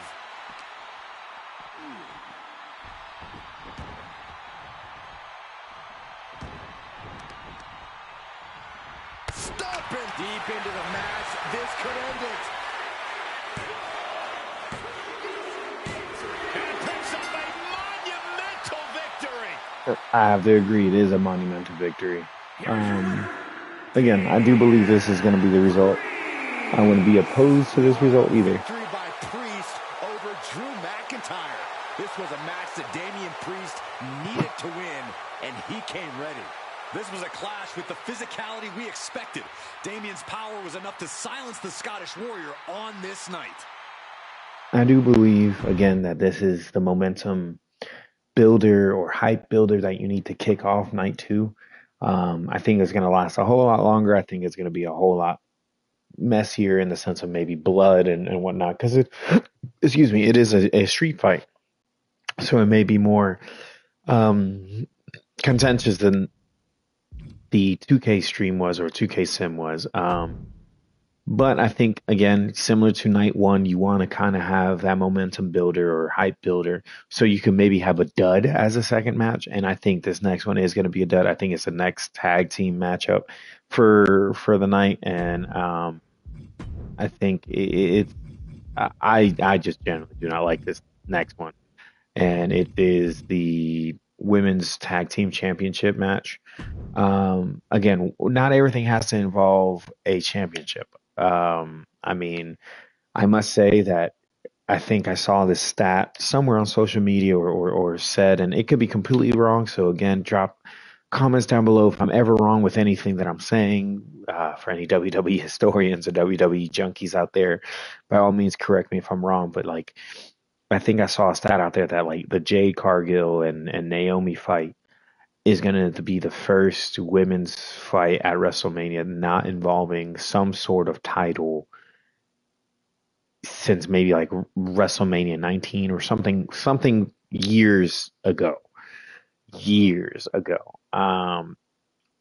So if that's the case, it's like they need to definitely do better with women's wrestling in WWE, in my opinion. And again, I think this is just trying to throw more and more people onto the card. And I mean, don't get me wrong, I understand Liv Morgan is one of the most popular women's wrestlers right now. She has a championship on her waist, so might as well put her on the card, make her stand out. She draws in money, draws in a crowd. I get it. And not to say the other women in this match aren't great, but like the two people that stand out the most is Liv Morgan and Bayley. Raquel Rodriguez and Lyra are just using this hopefully as momentum, but at the same time, not that it's never been done before. We have had this been done before, but like Lyra Valkyria already has the Intercontinental Championship, and nothing much has been done with that title reign. And now you throw her into a tag team matchup with Bayley to compete for the women's tag titles. How does that help promote the Intercontinental title? Like, I just do not see the correlation whatsoever. So I do believe this is, again, a dud of a matchup. I generally do not like it or care for it. But if I were to choose who would probably win this one, it'll probably be Liv Morgan and Raquel Rodriguez, who will continue to be the champions after this. Again, I see no benefit in Lyra and Bayley keeping or winning the titles unless you're just going to have them face each other for the intercontinental title later on. But again, it makes no sense in my opinion. But we'll see. We'll see what happens. Where is there? Again, I get it. I get the appeal, but I don't like this matchup whatsoever. I think it's just dumb.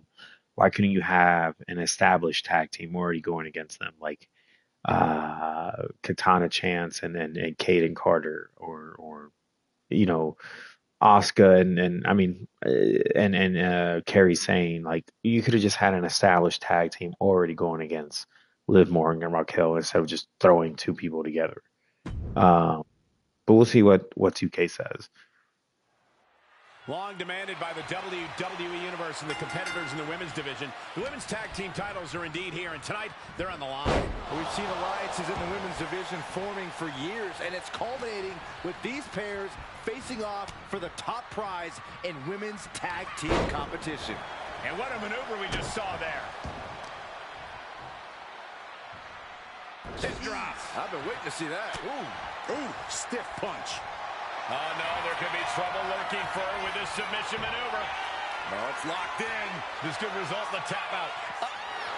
Oh, just like that.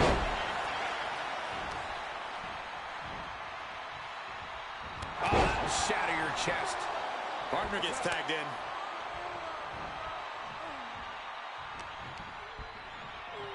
Look at this. Snap suplex.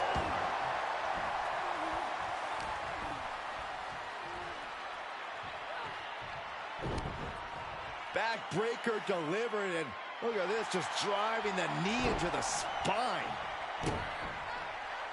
Producing a trampling. Stomp to the leg.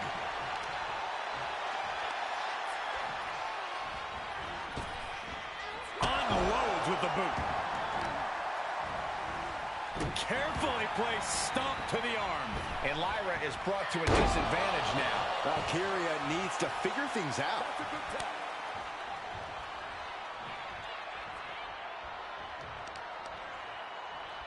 Tearing down the leg now. The challenger enduring the punishment. Yeah, scrappy Liv Morgan coming through there.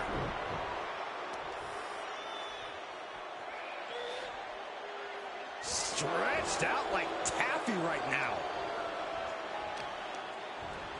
Smart, attacking the arm. Ooh. From the top, senton! The champion doing everything to retain here. The challenger gets a shoulder up. Yeah, she probably knew that cover wouldn't do it.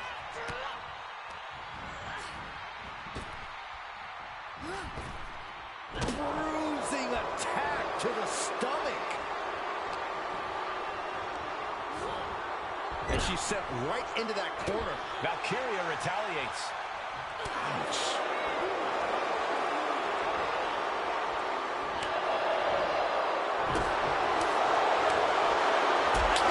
To the face. Liv Morgan gaining the upper hand.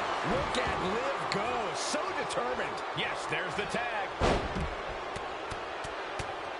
Oh, man. Just going all out with every blow. Got their opponent set up. Drop kick to the back. Boom. Pow, what a shot. Driving the face down. Raquel sent reeling. Almost seems like Bayley is mocking her opponent, trying to get under their skin. German suplex. Hair pull neck slam. Guys, they're coming dangerously close here. Oh, moonsault. Incredible agility. Not only does the standing moonsault up high, All the way to the outside. That's going to be on highlight reels for a long time. incredible courage to even attempt that. Oh, stop right to the hand. Taking all their frustrations out on the champion and doing so in the most inelegant way possible. And that prevents Bayley's attack. Each counter leaving these competitors at a stalemate. And now she delivers her back into the ring. Basement drop kick. Totally out of it. She's a perfect target. Crash landing. That dodge can buy Raquel time. Point of the elbow finds the mark. Elbow drop. Piercing. Damage starting to affect the challenger. This is how Rodriguez is going to make her presence felt throughout the match.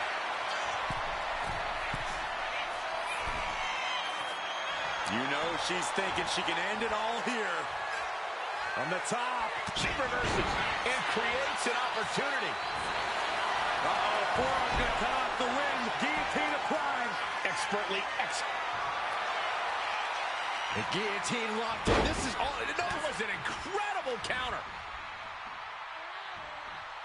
Up for the electric chair, down for the drop. There's the tag.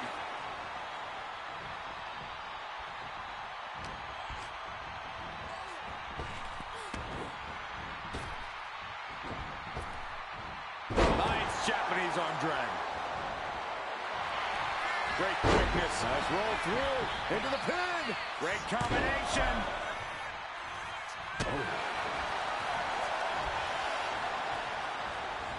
There's a Russian leg sweep. Just raining down punches.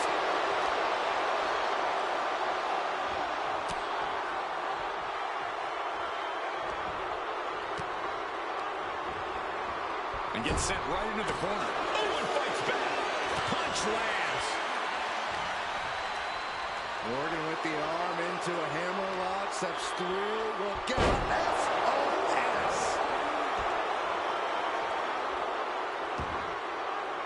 You got a tag.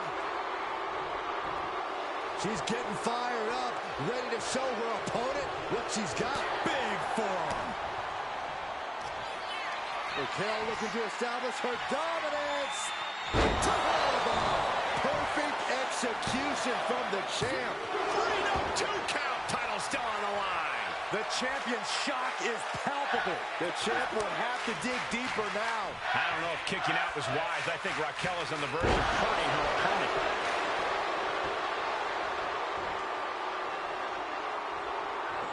WWE face breaker. The champ with the cover.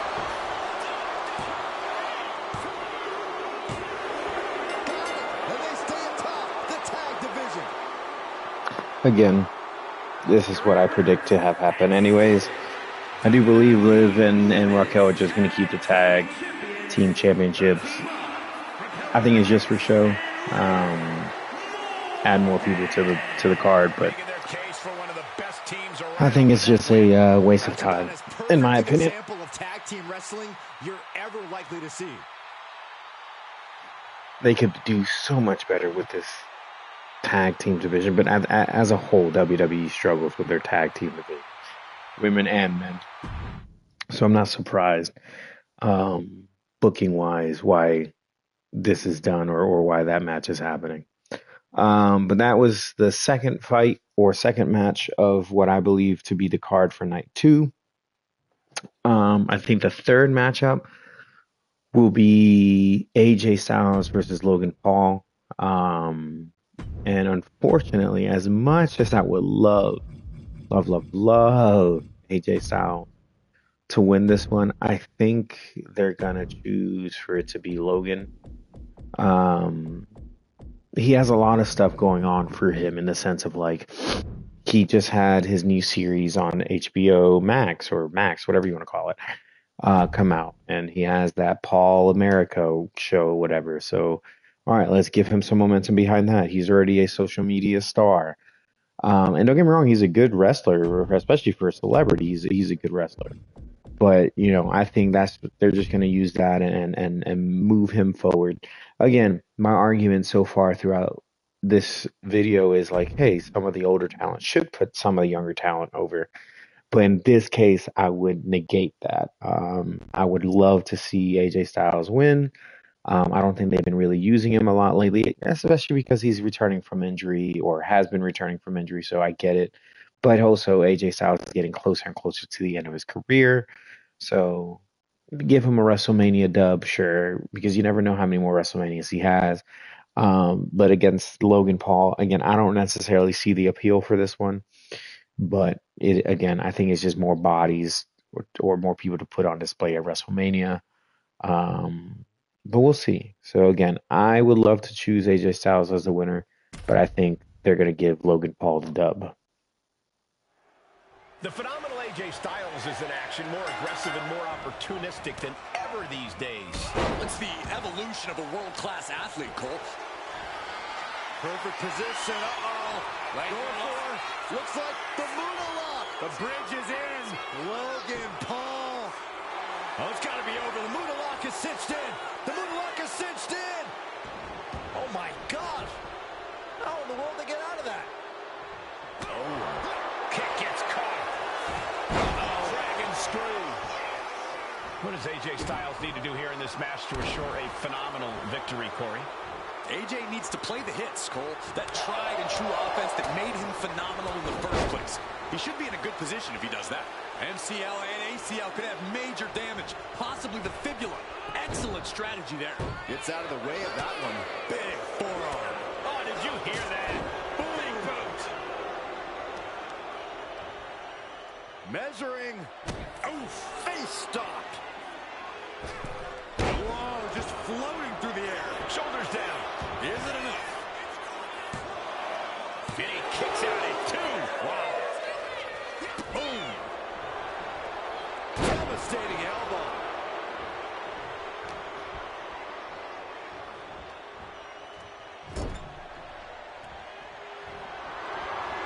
As they're pulling away from the outside in.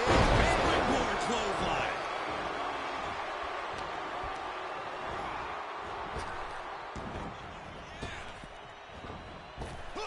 Up and around, down with a tilt-a-whirl backbreaker. Oh, goodness, what a moonsault. The competition did not look impressed by AJ's acclaim there. An emphatic kick out, and there's still a lot of game left here. What a splash! Got him right where he wants him. Now that's a bell ringer. Vicious right forearm. Drop kick from behind. Ouch. Uh-oh. Looking for the suplex. Oh, no. Neck breaker. Looking to go up high. From the top. Elbow drop. Straight into the pin. There's 2. Kick out. Close to 3. You have to think this battle is starting to weigh down on him. Wow, springboard attack. Fortune favors the bold. These risks could be a winning strategy. Oh, the reversal by Logan Paul. Oh, wicked clothesline. Dude, here's the pin. Logan Paul might have it. Kicks out. He still has life. Good Lord, scarily close to 3.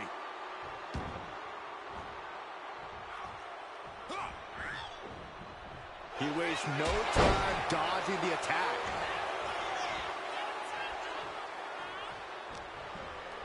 Set him up here. Up in the suplex. Oh, no. Breaker.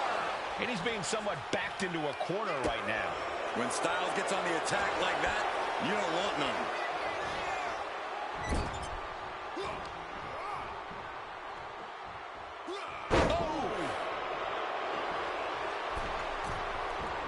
Flying. Splash! Will that do it for Logan Paul? Will that do it? Oh, he gets the shoulder up before 3. Never say die.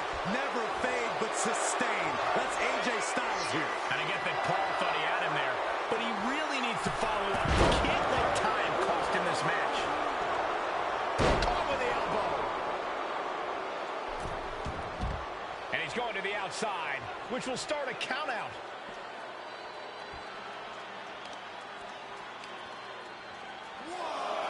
Ooh, what a nasty kick. Insulting. A forearm all across the face. Overwhelming offense now from Paul. It's certainly a smothering offense from Logan here. AJ Styles is not looking so good here. Looks like the gas tank is running past E now. And he gets delivered back into the ring. Climbing to the top. What's he? Here we go. Big height, bigger impact. He's going back up a second time. Logan Paul with a frog splash. AJ's eyes are glazed over. And a win.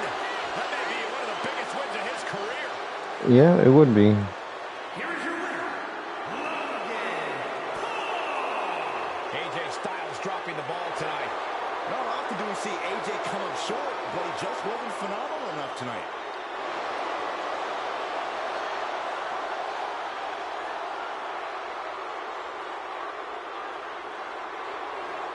Yeah, I'm not surprised with that result. Again, I think they're going to push him over um, as the winner for that matchup, unfortunately. But the next matchup we're going to do is the what if matchup that I said earlier in the night.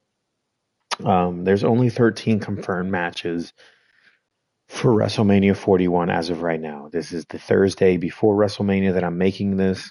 So again, unless something is confirmed Friday night, the Friday night SmackDown before WrestleMania, there's only 13 matches. But there was a 14th in Randy Orton versus Kevin Owens before Kevin Owens got hurt and had required neck surgery. So, and unless this is you know, all storyline based. I don't believe it is. So unless this is all storyline based, this match is not happening. And there's a possibility they might find a uh, a wrestler or somebody to fight Randy at WrestleMania. And again, that may be confirmed on Friday. Um, I think there's rumors of maybe it being Nick Aldis, the general manager of SmackDown, fighting him. I wouldn't personally mind seeing him go against the returning Aleister Black or the rumored returning Aleister Black. The other person I think that would be pretty cool is the fact that they have already Penta in a match at WrestleMania. I think they could have Ray Phoenix go against Randy Orton. That wouldn't be necessarily a bad matchup. Um, but we'll see. I do believe this is just a one-off. This isn't a continuous story with whoever he does face up at WrestleMania. I think the better story to tell would be since the next pay per view after this is Backlash in St. Louis, which is where Randy Orton is from. I think it would be nice if John Cena wins the title, that John Cena and Randy Orton face each other at Backlash. That would be a much better match, I believe, at Backlash. But we'll see. But yeah, for right now, we're just gonna do this what if scenario and have Kevin Owens versus Randy Orton. If this match were to still continue or still happen at WrestleMania, I would also be choosing Randy Orton as the winner.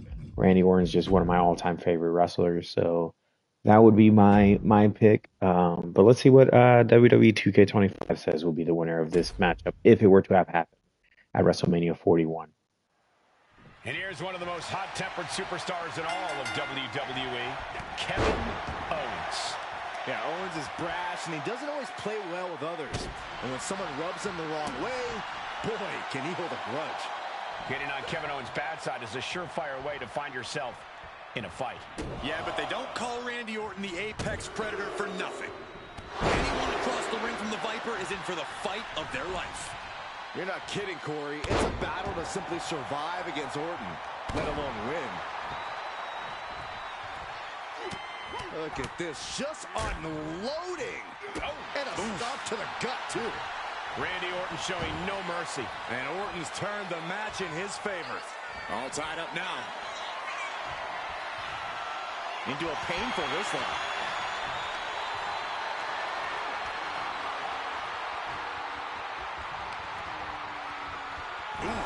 Looks like that really got him there. Yeah, and Orton showed he hasn't lost an ounce of that killer instinct. And smoothly transitioned into the hammerlock.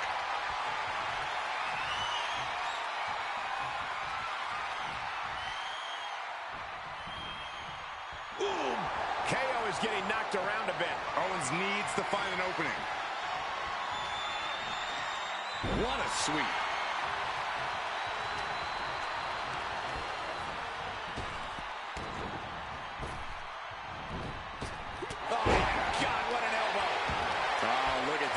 Measuring. He's about to unleash something big.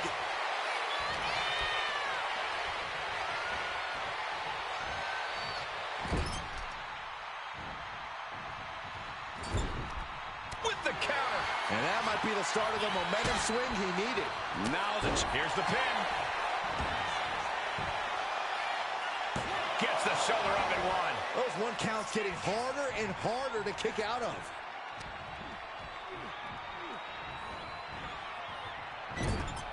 Randy Orton has so many different ways to attack and punish. Uh-oh. Uh-oh, from the top. DDT from the top rope. He could be looking for a submission here. Sinking deep into the camel clutch. Nice escape. Orton never saw that coming.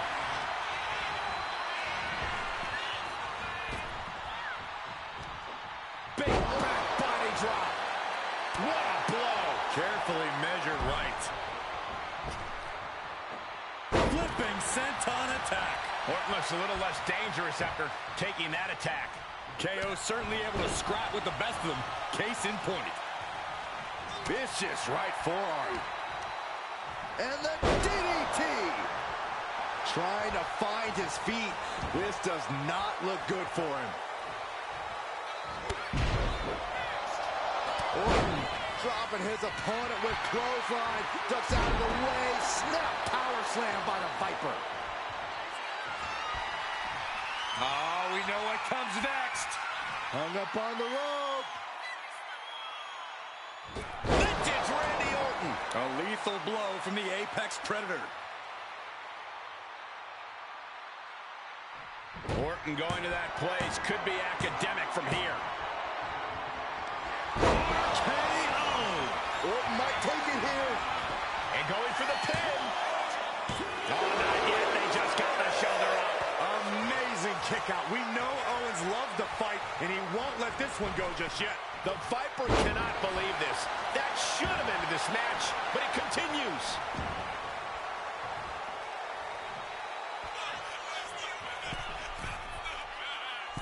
Axe handle from the middle rope.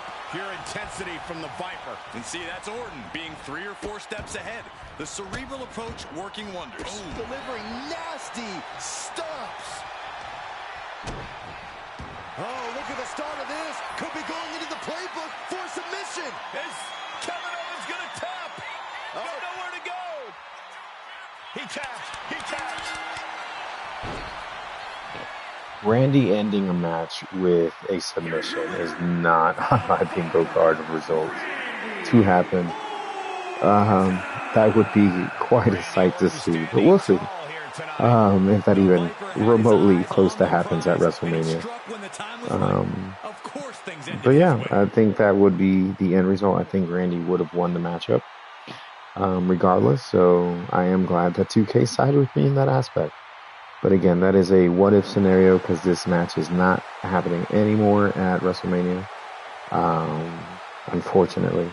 So, yeah, thank you for letting me just live as if it were to happen. The next matchup I believe that's going to happen at WrestleMania Night 2 will be the Fatal 4-Way for the Intercontinental Championship. But here's where it gets a little tricky. Unfortunately, for those of you who do have WWE 2K25, you guys should know at this point, Penta is not in the game. Penta is not in the game. He is in the matchup for this at WrestleMania, but he is not in the game and won't be releasing into the game until later on. I believe it comes out in July. As a part of a DLC pack. I think it's called the Fearless Pack. I think it comes out July 23rd. Or as of right now, that's when it tentatively may come out. You never know. They may push it back. I don't know. You never know how 2K works. But without Penta, I can't necessarily do justice with this Fatal 4-Way. Like, it's not going to be the proper Fatal 4-Way. Because I don't have all 4 necessary fighters. So with that being said, I've been kind of rambling to see who or thinking of who should replace Penta as the fighter in this matchup, just to keep authenticity. I don't want to keep it or make it a triple threat when it really is going to be a Fatal 4-Way. So 2 names came to mind. Maybe 3, honestly. One was Eddie Guerrero, just because he's another Mexican wrestler. I think him and Penta would have done awesome, honestly, if Eddie was still alive. But also I thought of Dragon Lee, just because let's keep it with another luchador. Let's keep it with another masked wrestler. and have Dragon Lee in there. He may be sort of similar to Penta, a little high flying in the sense of Penta. But then I also thought of Andrade and having once again another Mexican wrestler in the place of Penta, who is also Mexican.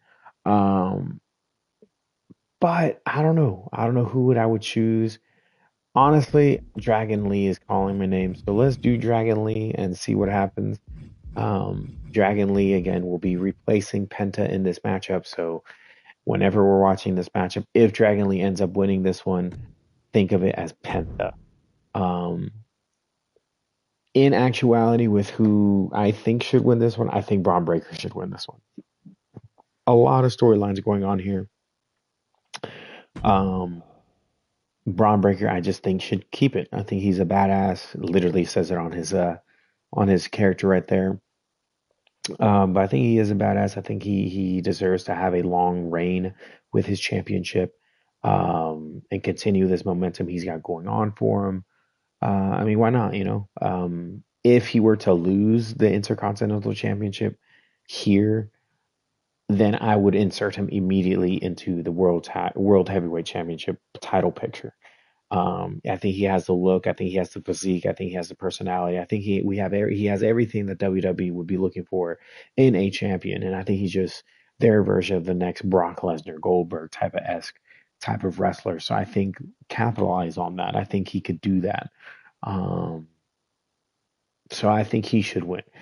Again, Dragon Lee's just in place of Penta. Penta's great. I think he has great momentum becoming a WWE superstar coming from AEW and doing far better here than he was doing over there.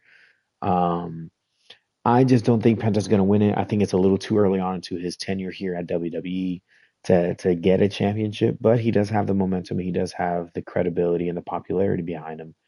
Um, but I don't think that's the move. I don't think that should be the move right now. I think if you do have Penta win it, I think it should be in a one-on-one fight. It would be impressive to have him win it in a fatal four-way, but at the same time, you could be protecting other wrestlers in that aspect.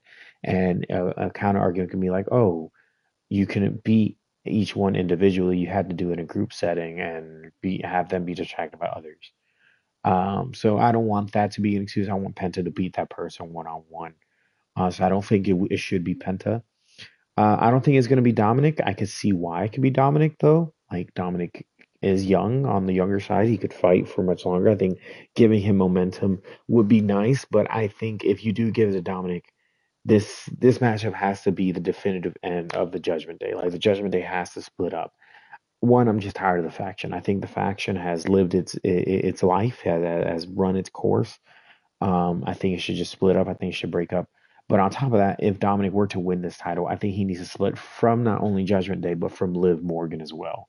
That entire storyline and whatnot, I don't like it. It's just weird. I think that has also run its course. It was fine during the Liv versus Rhea Ripley thing, but now again, I think it's run its course. Um, just have him be on his own and become a wrestler of his own, and eventually I think take the mantle of the Mysterio of in the wrestling universe. Um, maybe even have him wear a mask, but I think we do need to eventually flip him to babyface. Um, but I don't think Dominic's gonna win it. And then Finn Balor, again, same argument in the sense like he needs to separate from Judgment Day. I think again it's run its course. We need this man to be once again on the world title picture and be a top contender like he used to be. It'd be fun to see if he could bring back his demon persona or demon character. That would be fun. Do I see Finn winning this one? If he does win it, again, same argument I would have if Dominic won it. Let him leave the Judgment Day. Let him prove himself on its own. Um, just dissolve the Judgment Day as a whole. I think it lost its momentum after it was. I mean, when it was just Damian, Rhea, and Finn, I think that was fine. Then you started adding other people. I think it's lost its course after that. I didn't think it was going to last as long as it did. So it is surprising that it has lasted this long, but again, I think it's time to end it. But again, my selection for the winner of this title fight wouldn't be anybody other than Braun Breaker. So let's see who 2K says will win. And the right to be called the Intercontinental Champion is in play in this foursome of fearful fate. A fatal four-way starting off with Dominic Mysterio, Dragon Lee, Finn Balor, and Braun Breaker. The good news for the champions is that they only have to pin one opponent to leave with their title. The bad news is, so does everybody else. What a beautiful moonsault. You really have to be confident in your athletic ability to pull off a standing moonsault like that. Establishing complete control. Talk about intimidation. I'm not sure if it's resilience or stupidity that's going to drive you to try and come back from a move like that. And I feel like these superstars have kind of settled into a rhythm somewhat at this point. Early jitters out of the way, you have the lay of the land, but the key is not to get too comfortable. Fatal four-ways have a lot of variables, and things can change on a dime. The challenger taking some minor damage. Little hiccup in the road, but that's to be expected with a match like this. I felt the vibration of that one from all the way over here. Drop kick to the side of the skull. Boom. Big forearm. Closed fist connects. Drop kick from behind. Ooh-wee. Lee quick to counter. We're going to shut this down. Oh, no, the referee catches a misfire. Ooh, what an uppercut. Jarring. Bang right in the face. All the way up and around the world. Crucifix head scissor. Showing off the quickness. That'll turn things around in a hurry. Ah, jumping knee strike. Lights out. And he retaliates. Heading to the top rope here. Blast off. Oh, got a terrible landing on the outside. Ooh. The Prince telling his opponent, come get you some.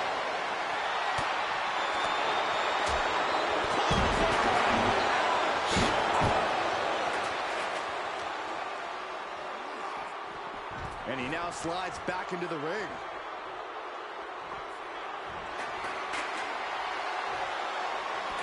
Going outside. What's he got planned here?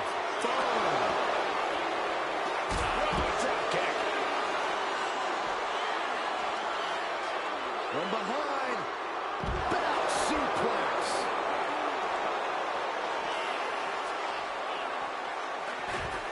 Braun Breaker hoisting up his opponent. Gotcha. Boom. Finn just adding salt to the wound right now. The challenger looking fairly run down at this stage. Kind of lucky to only be this banged up in a lengthy fatal four-way match. He is determined to fight out of this predicament. What a counter. Where's Finn going now? Then Balor through the air and connects. Coming down on their opponent like a sack of bricks. Whack! This is turning into Swanson Street. Pressing their foot right into the gut. That's got to hurt. I'm worried our announce table will soon be in the line of fire here. Who cares about the table? What about us? Into the steel steps. That's got to be a tide turner.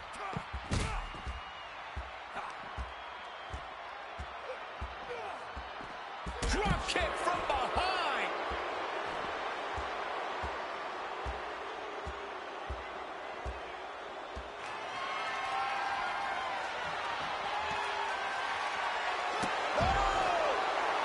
And now he gets back into the ring. Balor not backing down one bit. Oh, launching himself in the ropes. Oh, what a spear! That might have just sealed the deal on us having a new champ. 2. Picture perfect drop kick. Somehow these superstars jump on the top. Trailing a little by that last blow. Been holding strong for so long throughout this fatal four-way. With a pin. Now the pin for the championship. Stopping the ref's count just in time. Vicious right forearm. Boom, right the button.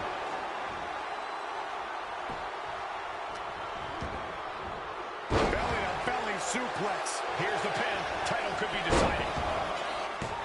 He got the shoulder up in time. Kicking out now sends a very clear message.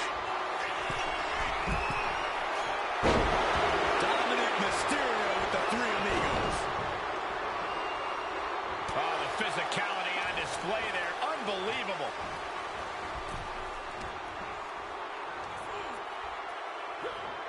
Control and a suplex.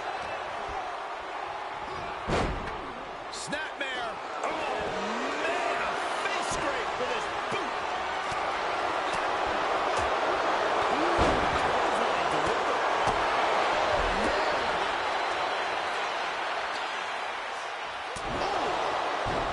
You can feel it. The place is rocking. The WWE Universe making their feelings known. This is what you do when you're looking to do more than win a match.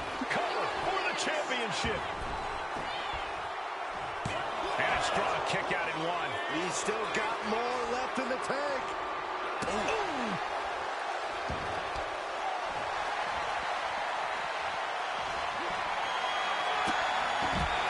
Oh, for a power slam, steps down. Inverted DDT. Then gives us the championship. Kick out. This is no time to hesitate. You can feel the end coming. Down on the neck with reckless abandon. Counters with an attack on Breaker. Big forearm.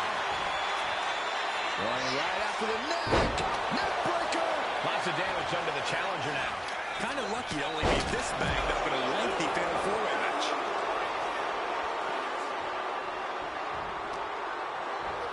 Oh, knee. Lights out.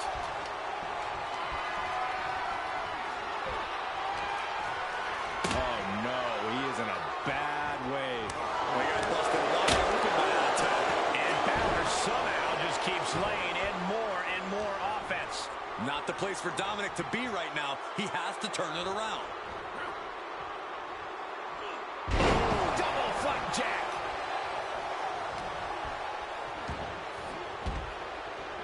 Just refusing to give up. Continues fighting.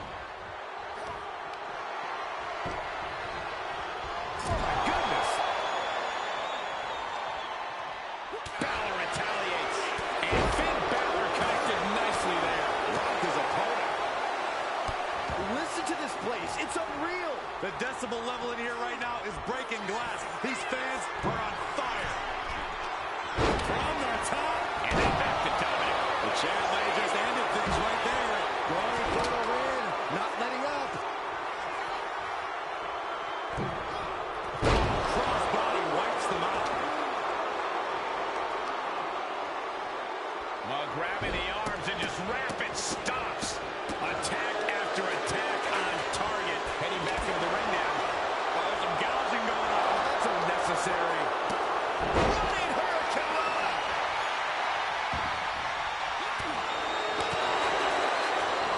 Boot to the stomach gives them separation. And now cover. New champ incoming. Got the shoulder up in the last possible moment. How have we not claimed a winner yet? You got it. Braun Breaker has his target. We might be moments away from crowning a new champ.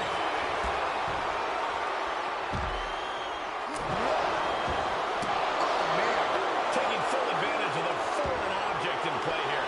Back-to-back attack. From the top. Could that be enough to gain the title? No way. Look out. Takes another trip to the skies, and it pays off once again.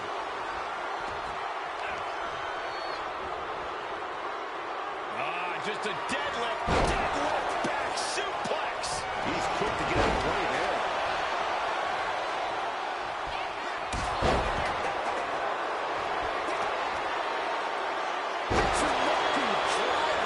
And now going for the victory. Is this it? Dominic Mysterio retains the title. Here's your winner, and That would be an insane finish. Having Dominic win, that's just wild to me. But again, we will see what they end up booking at WrestleMania 41. I don't think he should win. It could be the hater in me. Sure, I'll take it. I'll take the blame. But yeah, I just don't think he should win. But that's just my opinion. We'll see who they end up choosing at WrestleMania 41 to be the new Intercontinental Champion. But yeah, after that, I believe will be the triple threat fight for the women's title. I think that will be the co-main event of night 1 or night 2, excuse me, of WrestleMania. Io Sky, Rhea Ripley, and Bianca Belair. I do believe it should have just been Bianca Belair and Rhea Ripley. I don't think you needed to add Io Sky into the mix. But I get it. Io Sky is a great wrestler in of itself. And at the same time, if she were to come out on top with the W after taking on both women, I mean, shoot. She should be looked at as like one of the best women wrestlers of all time after that. So I do get the appeal. I do get what they could do with her beating Rhea and Bianca, but I think the appeal was there for it to be just Bianca and Rhea Ripley. Rhea has the momentum, has had a spectacular year. So I think she could have also just taken it. But also Bianca, I think, has been relegated to just a tag team division for a hot minute now. Hasn't had really a singles title run in a good bit. So I think this is a great matchup for her, and I think it's a great opportunity for her to win it, and be the champion. Would that be the case? I don't know. We'll have to see. Obviously, in my prediction, night 2 of WrestleMania. But my choice would be Bianca. I think Bianca would be the top choice for me to win this matchup, and then eventually have her and Jade go against each other at maybe SummerSlam. I think that would be the best point for them to fight each other.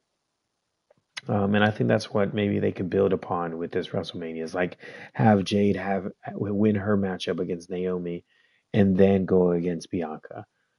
You can still have Naomi go against Bianca in the meantime, in the interim between now and SummerSlam. But I think a SummerSlam matchup of Jade and Bianca would be spectacular. So again, for this matchup, my choice of winner will be Bianca, and see if Bianca wins it. But let's see what 2K says will be the outcome. All eyes are on this match for the Women's World Championship. With this kind of prize on the line, you just know this will be a knockdown, drag-out fight.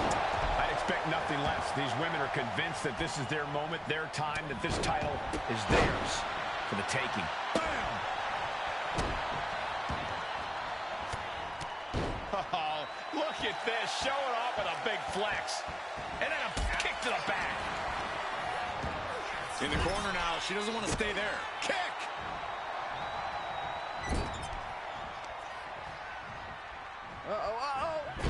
Tossed hard into the ring post. Shoulder tackle. Ooh, right to the arm.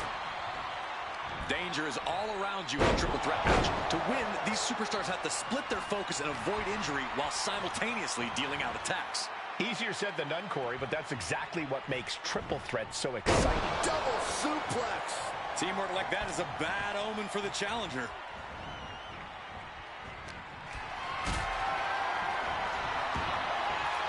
Looks like she wants to take things to the floor here. If you're looking to cause quick, sharp damage, you can't go wrong with the kendo stick.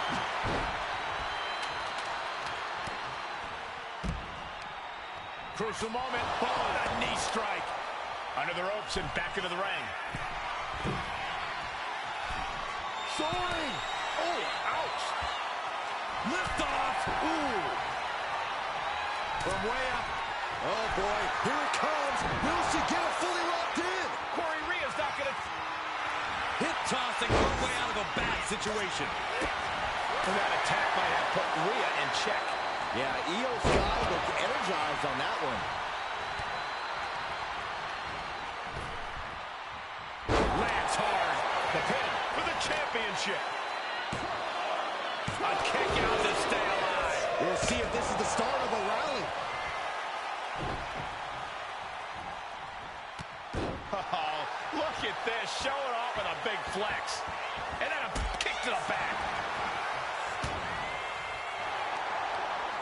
Rhea capitalizes there. Oh, right to the jaw. Ripley is headed up top. Back into the ring now. From the top.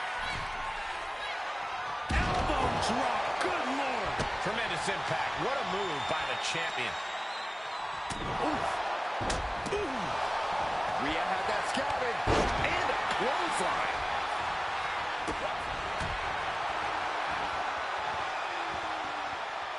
Oh, look at this amazing power. What a press slam. Ooh, what a forearm club. Going for the title. New champ. Counter stopped. It's not over yet. Bianca Belair. The EST with KOD. It just got as bad as it could for the champ. She's pumping herself up, reaching out for that burst of energy. Double wrist lock. Oh, my goodness. And Belair gets beat to the punch. Oh, my gosh. She's on noodle legs, not looking good. Did you see that? Propelled through the air. Stomping down. Taking things back into the ring. Oh, man. Each competitor wants to prove that they are the toughest woman walking God's green earth. I cannot believe the punishment these superstars are inflicting on one another.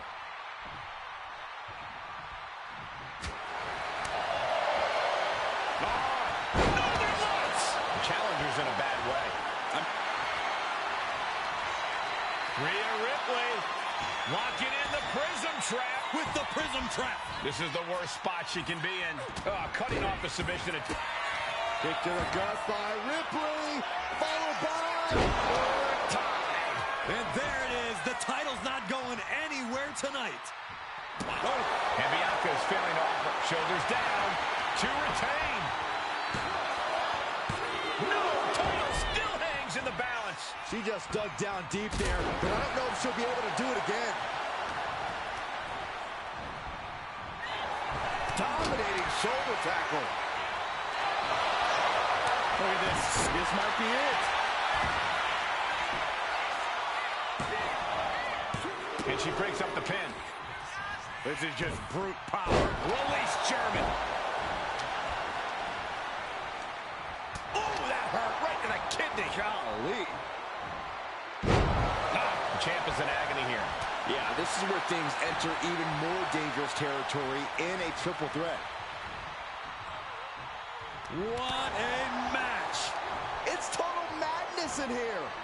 Full Nelson slam. Ooh, man. This is certainly an effective use of a foreign object. Oh, boy. I think the crowd knows what's coming. She's making her way to the top turnbuckle. Look out. Tremendous drop kick. Right away, she starts Flying. Moonsault by Io Sky. The challenger might have what it takes to win this. Oh, she kicked out. We knew it hit her for the title. She kicks out with force. What a match. 2 fists full of hair. This can't be legal. Oh. Win at any cost. The challenger's looking down and out there. If she can turn things around here, I'll be speechless. Trying to string together as many hits with that weapon as possible. Ooh.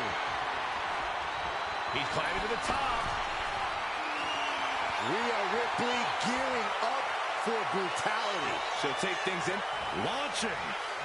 Oh, my God, what a move. Nothing pretty about that. Man alone, forearm on point.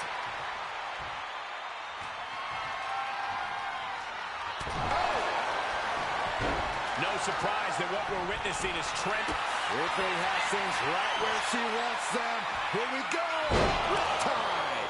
Did the champ just close this out?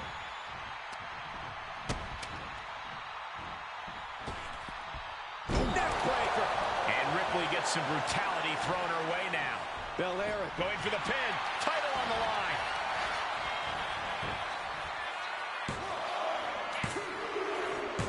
and we have a new champion. Yes. Unbelievable. Thank you, 2K, for siding with me and who I think should win this one.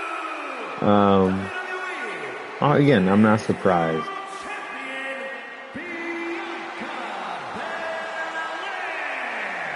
And with this win, she can now call herself the champ. She was totally focused on getting the gold tonight, and she's done just that.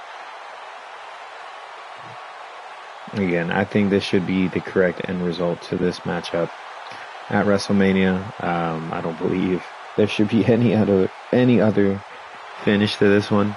Bianca does deserve it. Bianca does need to prove that she's not prove necessarily. Maybe prove is the incorrect word, but have an opportunity to be a singles contender again. Now that the women's division have sort of shifted. I mean, when she won at WrestleMania the last time, Sasha Banks was still here.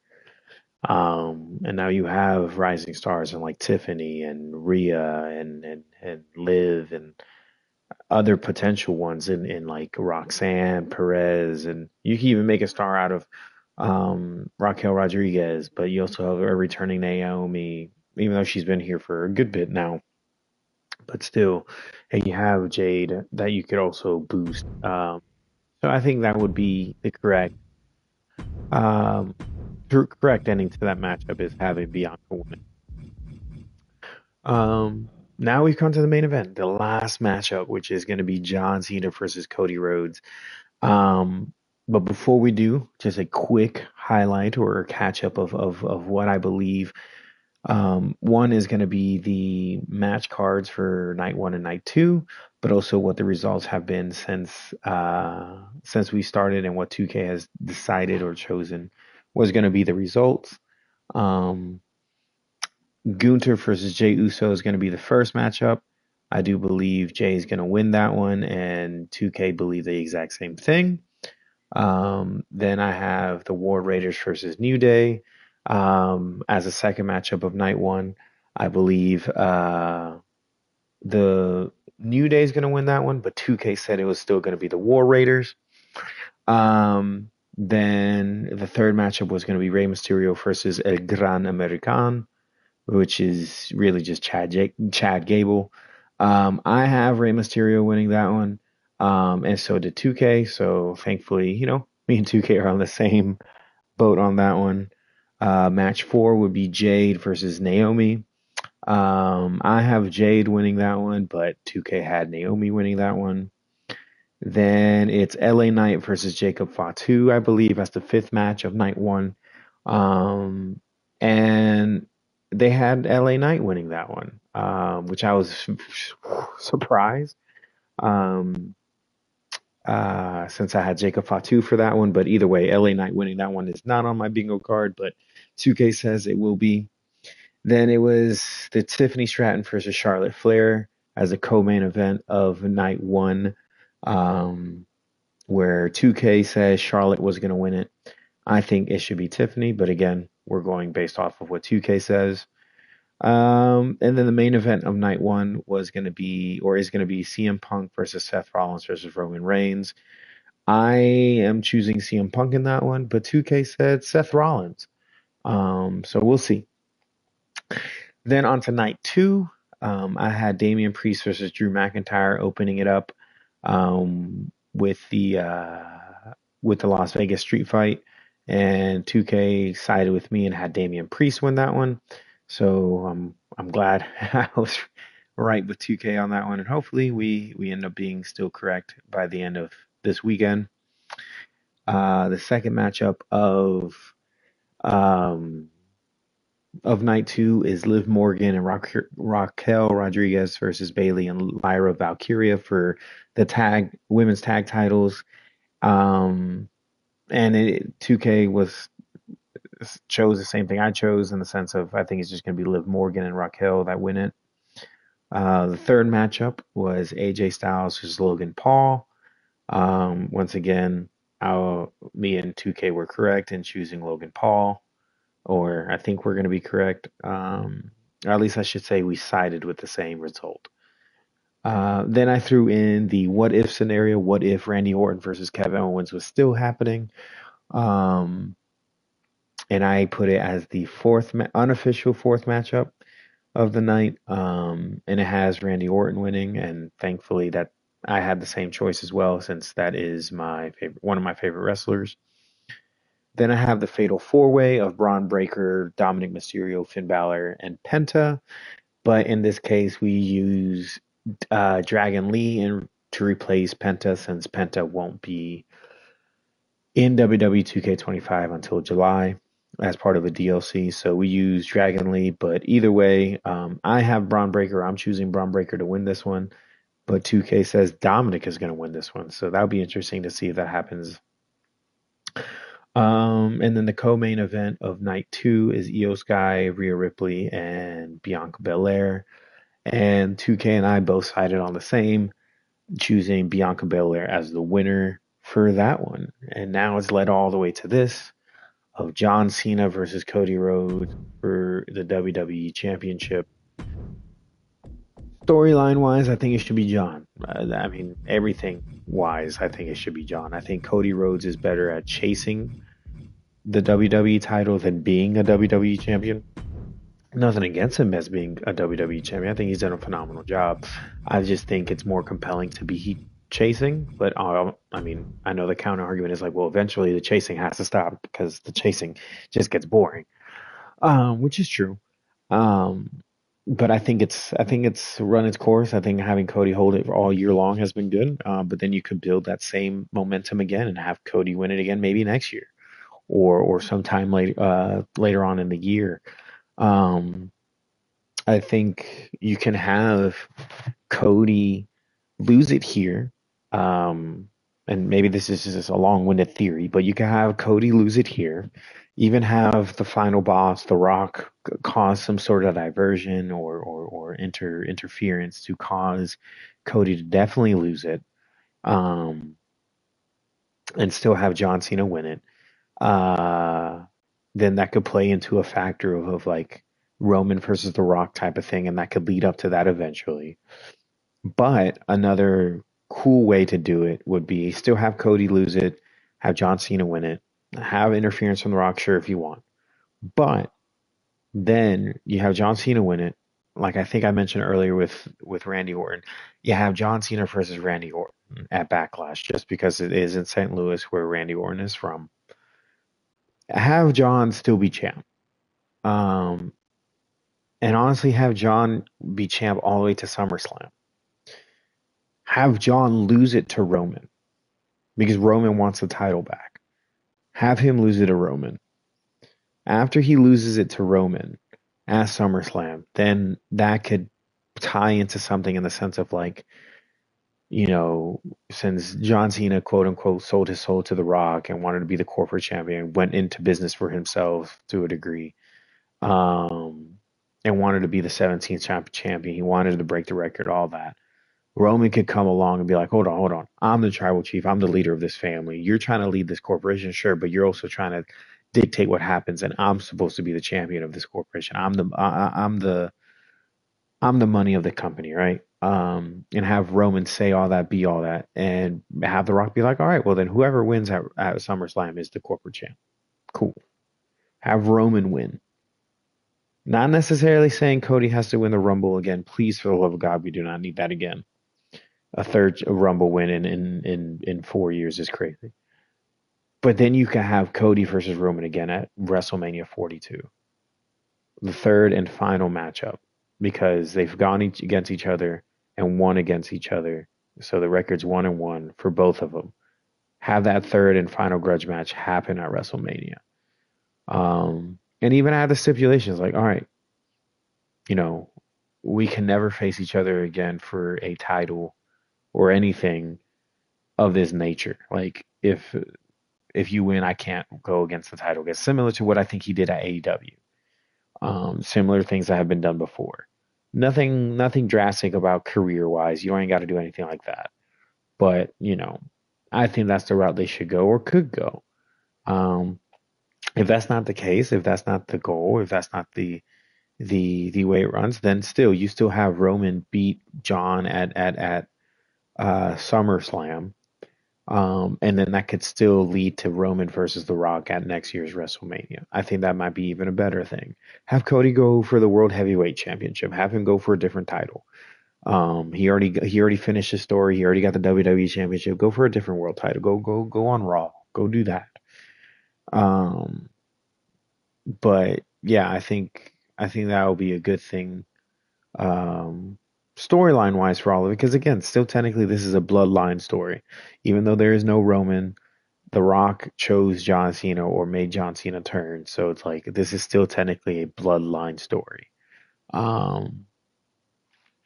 But yeah, so again, my choice, and I think the obvious choice, and I think what a lot of people are thinking is going to be John Cena. I just do not see where their story would go for either one of these two people after WrestleMania if Cody wins. Like, where does John Cena go from here? Does John Cena... I mean, he can still have that rivalry with Randy Orton and have that match with Randy Orton at Backlash. But again, where do they go from here if Cody wins the title? I just don't see a clear vision behind that. But we'll see. We'll see what 2K says is going to be the winner.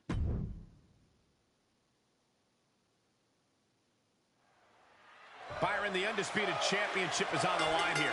The title has one of the richest histories in our business. The champion is representing quite a legacy here tonight. Yeah, the combined history of the WWE Championship and the World Heavyweight Championship all rolled into one championship. And like the title implicates, Early cover for the title. The champ with the cover. And that was only a 1. not even a 2 count for him. Collar and elbow tie-up. Getting pushed into the corner. Strong show of strength here.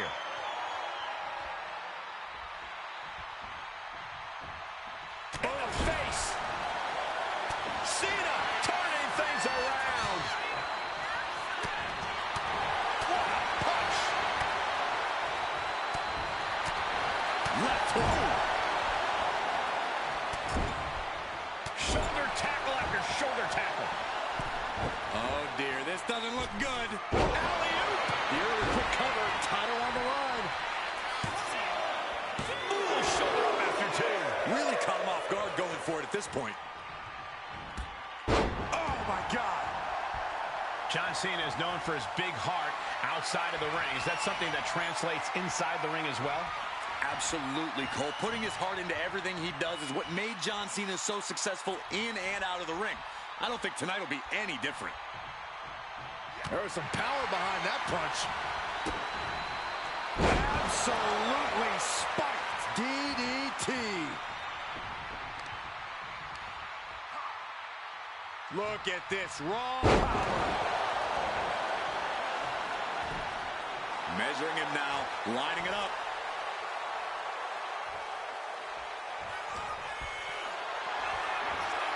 Hoisted up high here. Launched face first. No doubt Cody is having trouble here. You can already see the heart Cena soaring. Piercing elbow.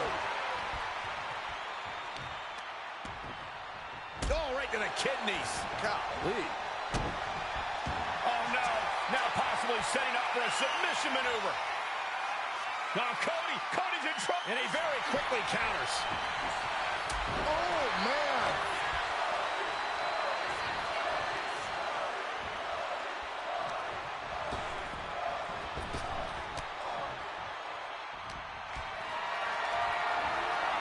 Power slam incoming, no. Instead delivers the inverted DDT. Moonsault. Turns it into a pin attempt, and he breaks the count quickly. He couldn't make much of that pin attempt.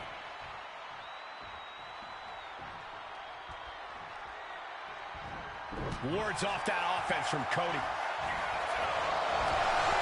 Cena ducks underneath. Couple of shoulder tackles now. Cena, the powerhouse.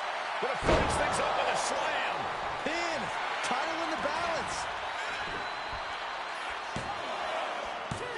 No, stops the count at 2.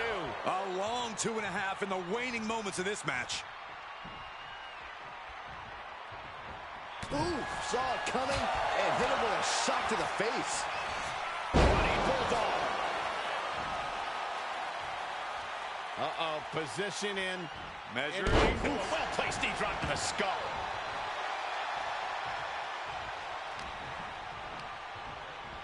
As was set up in the corner of the ring. Oh! John Cena not looking so at home after taking that hit. Cody building his attack brick by brick. Cody Rhodes. Cody countered by Rhodes. The champ goes for the cover. The challenger's able to kick out. Still gonna take a massive effort to keep him down.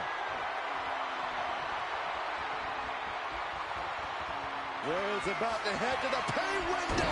This could do it. Crossroads. Perfect execution by the champion. 2.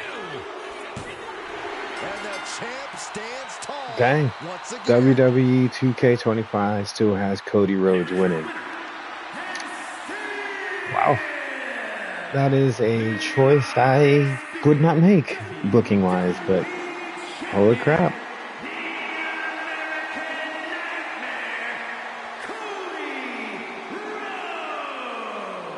He wasn't giving up that title. No way. He's definitely fought to keep his championship, and that's something he should be really proud of.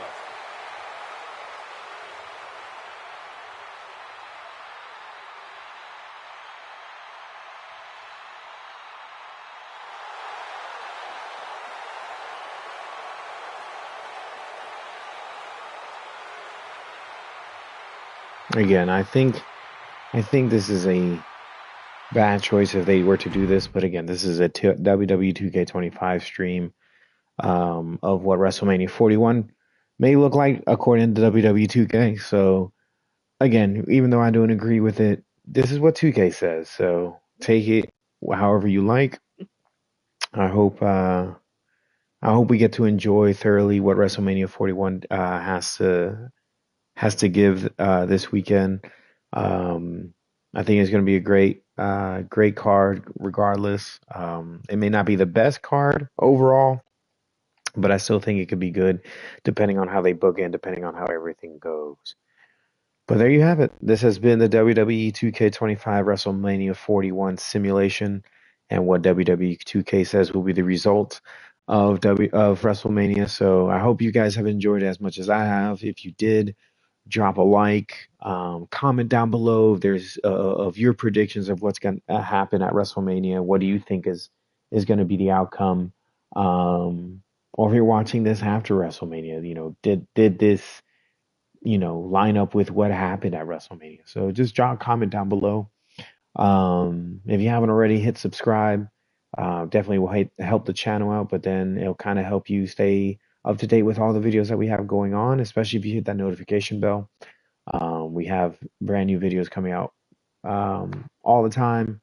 A lot of videos coming out here soon, so definitely drop that notification bell or hit that notification bell to stay up to date with any new videos that we have, especially since the Monday after WrestleMania, which is typically dubbed, especially that Monday Night Raw after Mania. That Monday, we also start a brand new series on this channel that is highlighting the WWE 2K25 Showcase, which highlights the Bloodline, and I'll be doing a series on that, which with each episode being a match in that showcase. So definitely stay tuned to that if you like WWE content. But if you like any sort of gaming content, just hit that notification bell and you'll stay up to date. But with that, I hope you guys have a great rest of your day. Enjoy WrestleMania and enjoy.